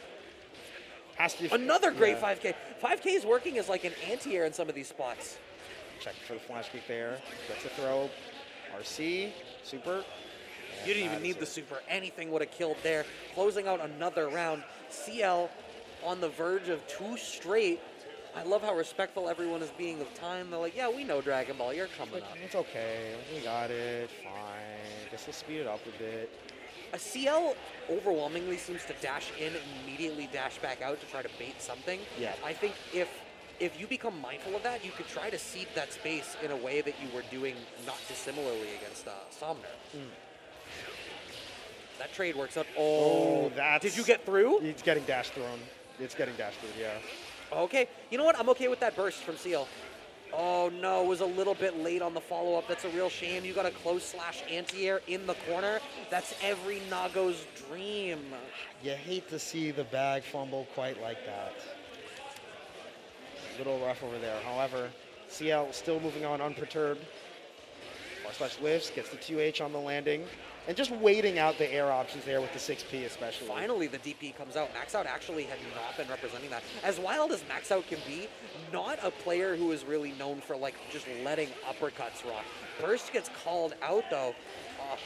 This is a great spot for Ciel. The 2H pushes all the way back to the corner. Are you dead off minimum scaling here? No, it drops. What a shame. But the backdash works out great here for Ciel. Okay, the second 2D connects for Maxout. We're pushed back to mid-screen. We even get the side switch. RC is available. PRC's the throws, yeah. Oh. All right, Ciel recovers from the scramble situation. And that's a comparatively quick 2 games here. Yes. Is Maxout going to be able to find the way to navigate around what Ciel has going on here? Oh, that is most unfortunate, my friend. That is about 80% round start. And you're basically... Yeah, don't spend your burst. You're dead. You're dead. You're dead. It happens. It happens. We know what happens. Sometimes you just die. You get strong twice. It happens. Just move on to the next round. This is not how you want to start it, though. That is definitely a bit stress-inducing. Nice throw. I think one of the meaty close slash, but far slash came out surprisingly. All right, overhead. Resets a little bit. All right, wall break. This is looking a lot better now. 5H immediate burst.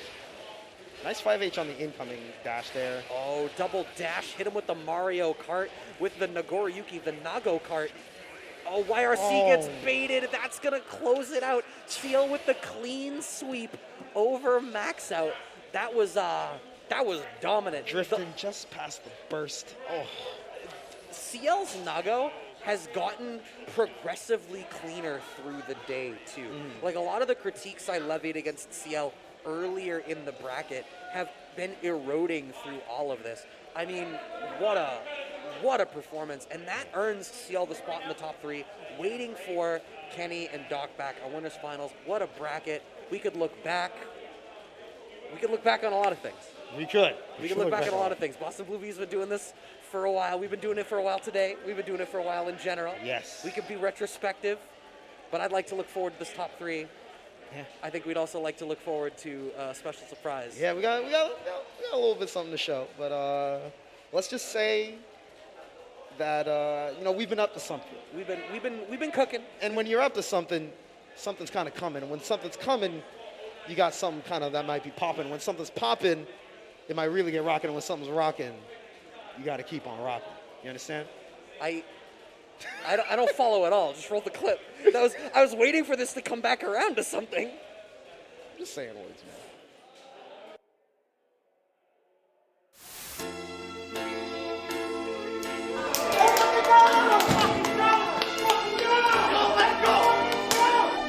It's not my fault.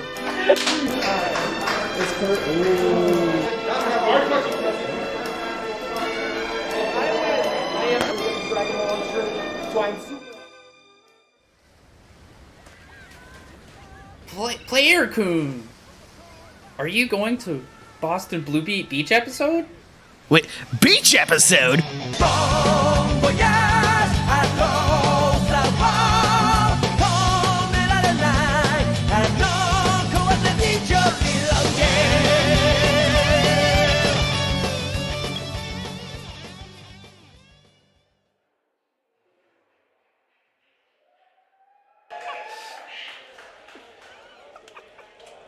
Your mic is up. I know. Boston Blue Beach episode. Yes, we have the successor to Boston Blue Beat Extend that happened back in January. We've been cooking in the background. We got another one coming for you in July, on July 16th. That is the day to be up here if you want to come through for the next big thing that Boston Blue Beat got cooking for you. We got Plus R and Strive. We got BlazBlue. We got Persona 4 Ultimax, Them's Fighting Herds, KOF 15, not a title that is ordinarily run here with Boston Blue Beat, but it is going to be here today. Or not today, but on the 16th. Dragon Ball Fighters, DNF Duel. It will also be one of the first big titles, big events for DNF Duel. And they wanted to specifically say there's also going to be side events. If you come through the area early, the night before, Traveling Controller always runs its weeklies. So that'll happen the night before on Friday. And on the Sunday, everyone is quite literally going to the beach. Yeah, so keep in mind also, the weekly that's going on Friday is here at this venue, Balance Patch. The regional event will also be at Balance Patch, so if you want to take a look at it, that's an easy way to take a quick little sneak peek, get some sets in, and kind of get familiar. You get a lot of bang for your buck, and yeah, we're all just gonna freaking go to the beach on Sunday. Yeah, it's gonna be a good time. We've been cooking in the backgrounds. A lot of stuff. We're very excited for this one coming forward. We got a lot of fun stuff, a lot of fun surprises, I think, coming down the pipe for that one. There is even more information than we can give you is all on the Smash GG for that event, which, if it is not live already, is definitely going to be going live today. You can hit the exclamation point beach, and you'll just get a link to it as well. Get all the info you need and all that jazz, and yeah, there's a lot that we've got on deck, and you'll be seeing some stuff about it, somewhat soon. We've been doing some work. It's been cooking for a while. I've been in a lot of calls for this thing, but it's gonna be a really fun time. It's gonna be a really good vibe. I love that the trailer was Persona. Yes. One of the first things I said is I was like, beach episode? All right, cool. Every Persona game has a beach thing. You need to do that somewhere. We finessed it. But yeah, I'm super it. excited. Yeah. I mean, with Persona I think the funny thing about it too is that, the Persona console rollback will be coming along. And the Persona rollback will be coming along in the summer as well. That's a good point. So it's kind of like really in line with that resurgence potentially. Yeah. Yeah, I mean, I'm excited to see all these titles. It's always great when we get a whole bunch of energy and excitement to get everybody in here too. I mean, we all love big offline events. Always. So that's going to be really exciting. KOF 15, new for us too. I imagine a lot of people, we have I think there's still a lot of, at the very least, local attention on that title too. Yeah, I've been seeing, people have still been running it like quite a decent bit. People have been, pretty happy about the game so far. And I will say, especially when especially with like online events when Yeah. you know when LMBC was running it. Like KOF 15 got a good amount of people on the Yeah. regular. A lot of support. So super excited for that game as well. And you know, as you already mentioned, like it is pretty known and like enjoyed here in Boston Yeah. as well. Yeah, I mean, Tam, Tam has been a champion of the KOF and the SNK games for as long as I've known them. Like, That is his game. even back in like KOF 13, it's like Tam and Merkalo both are names that you'll see all over KOF. And back at KOF 13, it was just like, oh, they were the names then. They're the names for 14. I didn't see Merkalo for Sam Show, but I definitely saw Tam for Sam Show. Tam was out here being a goon on Sam Show. That was the fun. All right. Did you ever see the Twitter post where it's Tam winning the Sam Show bracket holding a slip of paper? And the slip of paper is a Discord message from John Doe saying, I will finally defeat Tam in the bracket. That is the funniest thing I have ever seen Tam do. Wow. And That's Tam just- is like the thing, what that says to me, Tam saw that and said, hold on, I'm going to print this and bring it with me Like, to send a message. it is one of the funniest things I have seen come out of Boston, like FGC. That's insane. It is hysterical. That's insane. Yeah. I love when people do that. I love when someone's like, I feel so confident, I'm going to fully commit to the bit. Yeah. Did I ever tell you about, this is like old esports lore, Sure. StarCraft Brood War? Oh, definitely don't know that. So, Fire Bad Hero wins, you know, the tournament series, wins the Star League, you know, championship. I don't remember. I think it was Pro League because they were at the time they were like between 2 and 3 circuits at different points. Wins. The stage is set up at a beach. Gets off the stage, strips out of his uniform into his swim trunks, goes to swim in the ocean. Comes back where his team is waiting for him with the cooler, and they throw and give out popsicles to people. And all I thought to myself, because Firebad Hero had a reputation for their post-game celebrations, and all I could think to myself is, wow, Firebad Hero woke up today and said, yeah, I'm going to win. I'll wear the swim trunks underneath, and we're definitely stopping at the supermarket and getting those popsicles. Like, you can't just do that bit. Like that is preparation and more required to get that set up accordingly. Yeah, that was he had some weird pop-ups. There's a lot of like really old. Some of the old StarCraft stuff was crazy like that. That was the first game that I like really got into that was competitive. Yeah. It was a whole other bag. I do think that we are getting ready to bring you here this top 3. We had, I think it was docbach was held up a little bit in another bracket because, as we said, there's 2 more games running today on stream, but there's like 4 or 5 more that are happening in the building at all. Yeah. So it is going to be docbach and Kenny, the battle of the big bodies. Gold Lewis versus Potemkin. I do want to say, I am rooting for docbach here. And for one reason specifically, it is that Kenny walked over here while the camera was on us. Yes. I am comparatively expressive with my hands. Yes. And Kenny, this actual child, is standing just off camera left to me, imitating every hand motion that I am making. I have never been disrespected by a child like that. And now I have a microphone and he doesn't. You have the voice. So I get to say that, why would you do a 5P there? I know it worked out, but what if docbach did literally anything? Okay, docbach, I'm going to need you to do literally anything. Come on. All right, good gold burst. Yeah, let's go. Hey, pop buster, okay. Let's go 45%. All right. We'll take those trades. Kenny is fearless with that 2P mash. Yeah.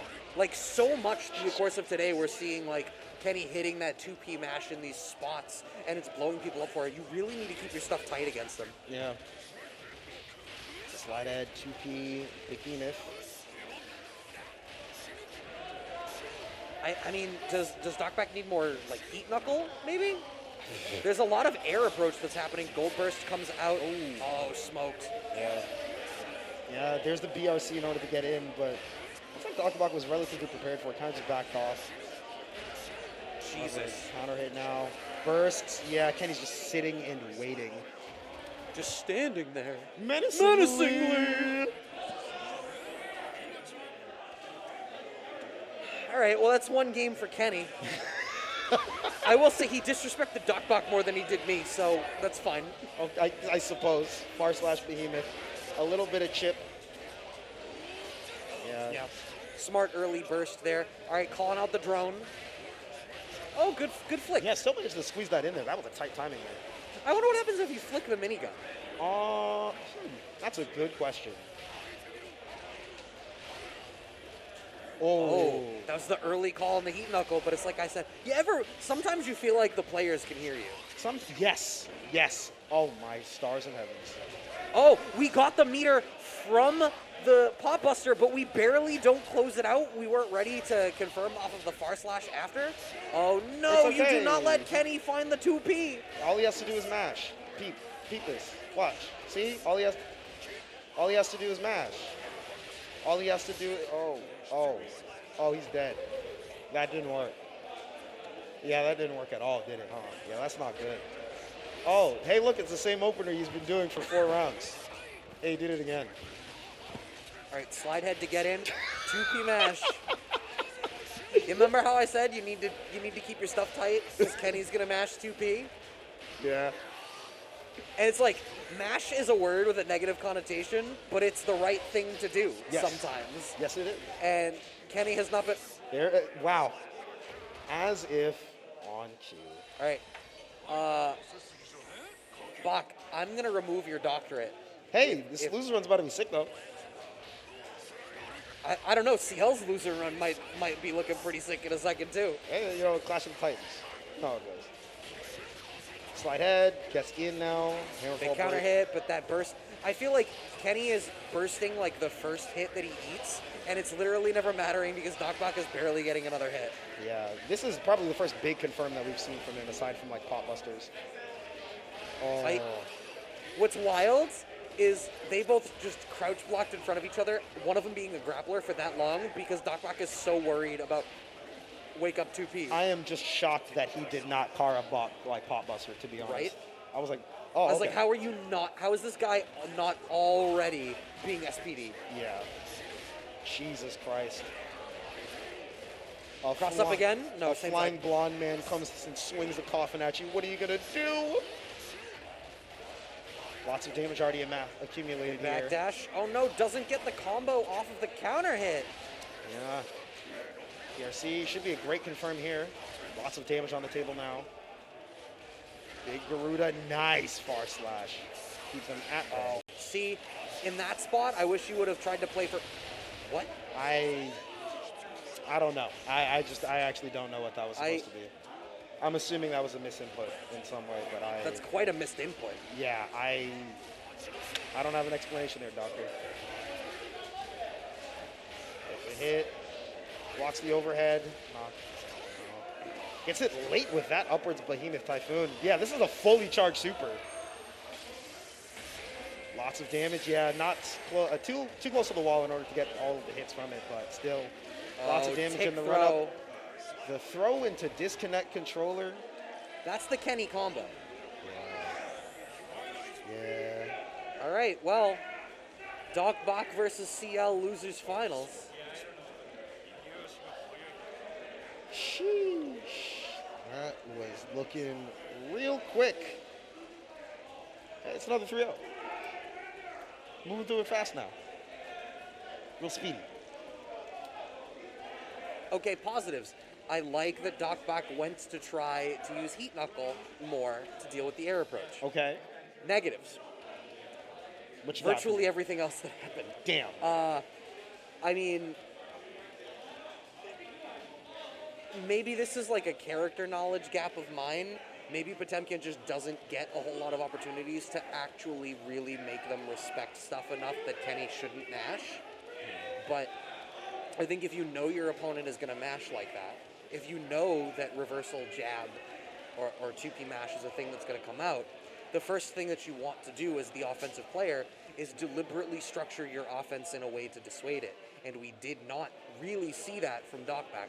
Or if we did not see the follow-ups of it cashed out on nearly enough to make it work. Yeah, it felt like he was at a loss for words. Right. You know, when you're in an argument with somebody and like you're kind of just started, but someone says something like absurdly cutting within the first 5 seconds and you just kind of fumble. Yeah. That's what that felt like. It felt like that. Right. Well, we get a palette cleanser here with Ciel going to be back on the screen. Yay. And again, as I said, I think Ciel's play has gotten cleaner through the course of the day. Oh, for sure, yeah. I mean, maybe the first game we saw of Ciel, maybe they weren't even warm, right? Like, sometimes you only get here in time to just start playing and you don't really get to warm up. I don't rightly know. I don't want to, prescribe that upon them. Oh, yeah. But you see that they've gotten more comfortable and fallen into their rhythms much, much more through the course of the day. Yeah, and, even when you do get your warm-up, sometimes you, takes a moment to kind of break it in for, tournament. And then once you're in there, you're like, all right, great. We've got this running, we're kind of moving, relatively well. But now we are in losers finals for BostonBlueBeat, April 2022. Let's see what we got here. Yeah, so I like Ciel immediately already identified where to start poking out from. So what we're going to need to see from docbach is I feel like you need more slide head representation just this way. There we are. You need to generate the plus frames off of it. Finds the side switch immediately into the Potemkin Buster. Actually, the OTG into Garuda is going to do tons here. You've got the bar, doesn't want to spend it because we don't want to have to deal with the burst after, and it's actually going to cost you everything. You had the bar, you could have pressed the issue, maybe even gotten the wall break. I understand you wanted the corner position and burst was a risk, but you lose the round accordingly, so I'm immediately all right, you made a gutsy decision. Yeah, at that point, if you get hit by the burst, boo-hoo, I'm back to neutral. That's really the result that you get there. And it's that kind of slight bit of passivity that Exactly like that. Strange. Look at this life lead. Slide head, oh wow, the Rekka actually oh works no, out. I got bursted.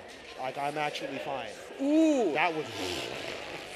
This game is not nice. The double dunk. This game is mean. This is a mean game. That was a double dunk. That's a mean thing. That was a double attempted into that was a... Oh, I don't even have the terminology prepared at this moment. That was like failing a windmill dunk, but the ball happened to bounce back in your hand and you got it, and then you dunked it again on the second try. It's like your windmill dunk turns into a layup. Yeah, it's weird. Somebody's going to innovate that one day, and I'm going to be terrified of the future NBA players. Anyway, Mega Fist getting the counter hit, but no follow-up. That was interesting. The counter hit was actually because Ciel went to do a 2H. You saw the very beginning of 2H there, which has been there it is, has been a button that is very firmly in Ciel's repertoire. Is this going to connect? No. We've He's seen been a that little a couple late of with times. those, yeah. Hold on, all right. Takes the corner, charge dust. All right, you gonna wall break here or not? All right, you want the Garuda? No. No, we want a Potemkin Buster. And I can't help but feel like we need to see more Garuda from docbach, which interestingly enough would have been a similar call that would have worked out great against Kenny, because you want those plus frames to dissuade the mashing. Yeah. Now we're seeing that Ciel is overwhelmingly playing around command grab. docbach needs to innovate this offense. Yeah, let's see what he's got here. Quick burst coming in. Probably the fastest burst from Ciel so far in this set. We are only at game 2, so there's a lot more to be played, but we'll have to see. There's the Garuda. Oh, another a second one. Caught the backdash as well. Yeah, that's what I want to see. Do it until they respect it. That wasn't. PRCs, nice counter hit. All right, here we go. Feels like docbach is kind of getting his position now. All right, Garuda. Or just don't do another command grab this round. Oh. What'd I say? It cost you your burst. All right, 100 meter to play with. Let's see what you got. Wow, what did he counter hit on anyway? I have no idea, but it doesn't matter. This round is over. I want to go on record. I said don't do another command grab this round. Yes. Did, cost him his burst, and lost the round. Yes. I love how I've become very disrespectful for this top 3. No, I understand it, actually. I'm not, hold on. I'll go into detail about how, Jesus Christ. Just Nago things. This is a just strive thing, to be honest. You get blown. Sometimes you just get blown Big damage, big wall break. docbach does have bursts going into this post-wall break situation, but... Oh, okay. Now we've got tons of bar. The command dash comes out. Had to represent... Okay. Ooh. Went for the tick grab, but Ciel is like, it seems that Ciel's innovation defensively has come at the same time that docbach's innovation offensively has come, which is that the command grab has become the second thing. Yeah. It's been like, okay, cool, like there's the command grab, and then like, what else are we actually doing? Hold on a second. 2P. Oh. Nice slide head. It's so strange to me. He's able to get like slide head hammerfall break like relatively consistently in neutral, but it feels like it just not much is like coming out of it. Well, because I think docbach is doing fine in the neutral. I think the problem is that like half of Ciel's damage is coming from making great reads on docbach's offense, and then it's just cashing out a shitload of damage. Yeah.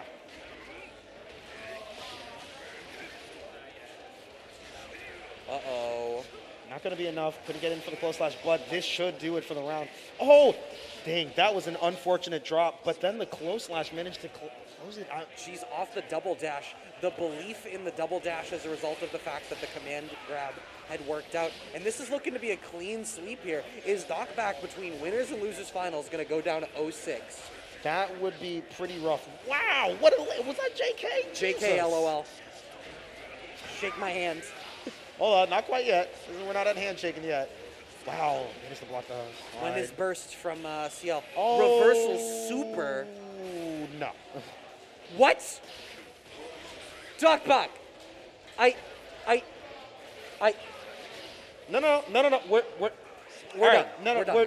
We're done. We closed it, right? We're done. We don't talk about this. We don't discuss what happened here.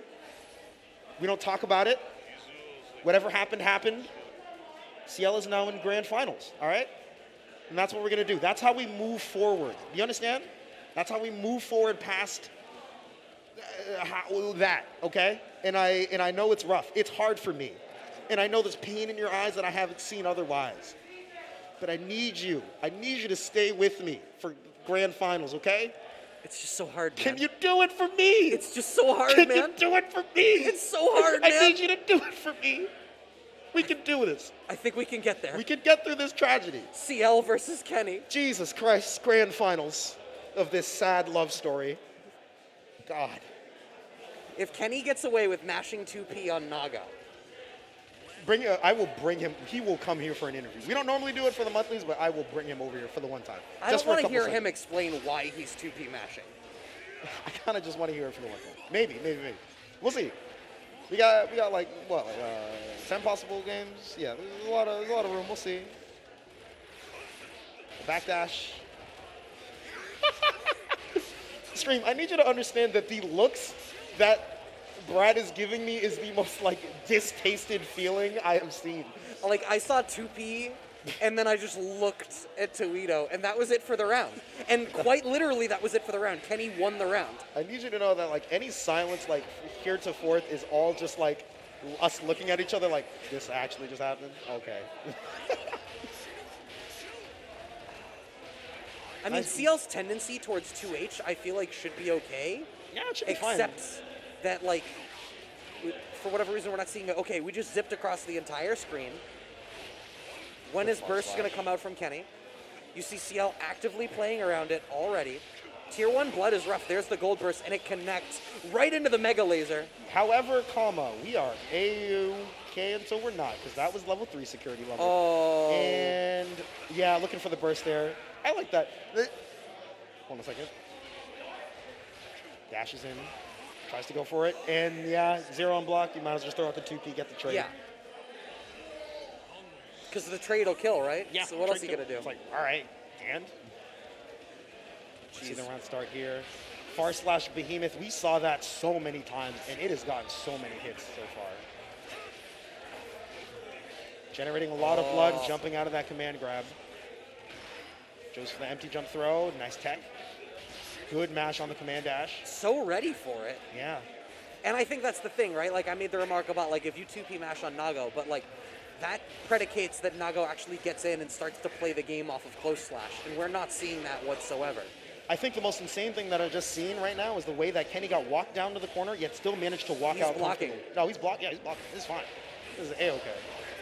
In fact, because the security drone was there, it ruined what would have killed. JD. JD. Command dash, mash again. Every yeah. command dash is getting smoked by this 2P. Yeah. So, like, what that means is that Ciel needs to earn the chance to get in, like, on hit. You can't be doing it on block. Yeah. At this point, this has become an autopilot that's getting smoked. Gets the Skyfish, a little bit extra chip there.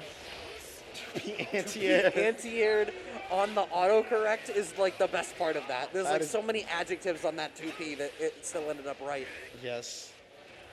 And yeah, Kenny's backing off quite a bit. He looks really comfortable in the corner too. Like he's just doing A-okay. Look at that.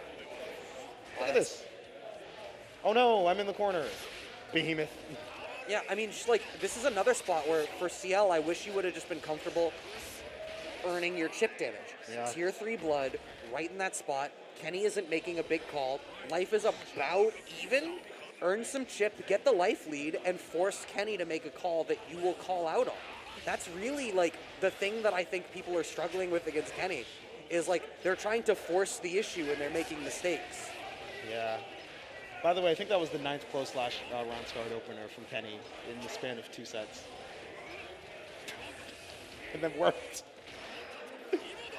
Oh my god. All right. Beyblade. Beyblade immediately into back command dash.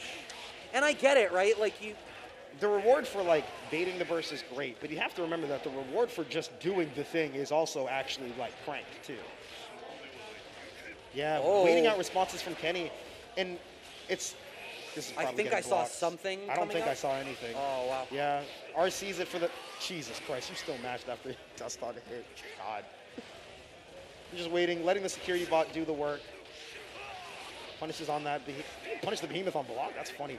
Wow, that was an air throw attempt, but Kenny just barely out of there, gets the overhead. Suddenly, oh my God, that was a slobber knocker. All right, well, Ciel needs to make the deepest run back we've seen and still has not demonstrated a real answer to what Kenny has on the table here. He's getting smoked. He's getting smoked. It is what it is. Trying to find the responses, doing a good job of spacing out Kenny. Like, that is amazing Here, play right there. this is what I want to see. Look at this life lead. Just be comfortable. You don't need to press the issue.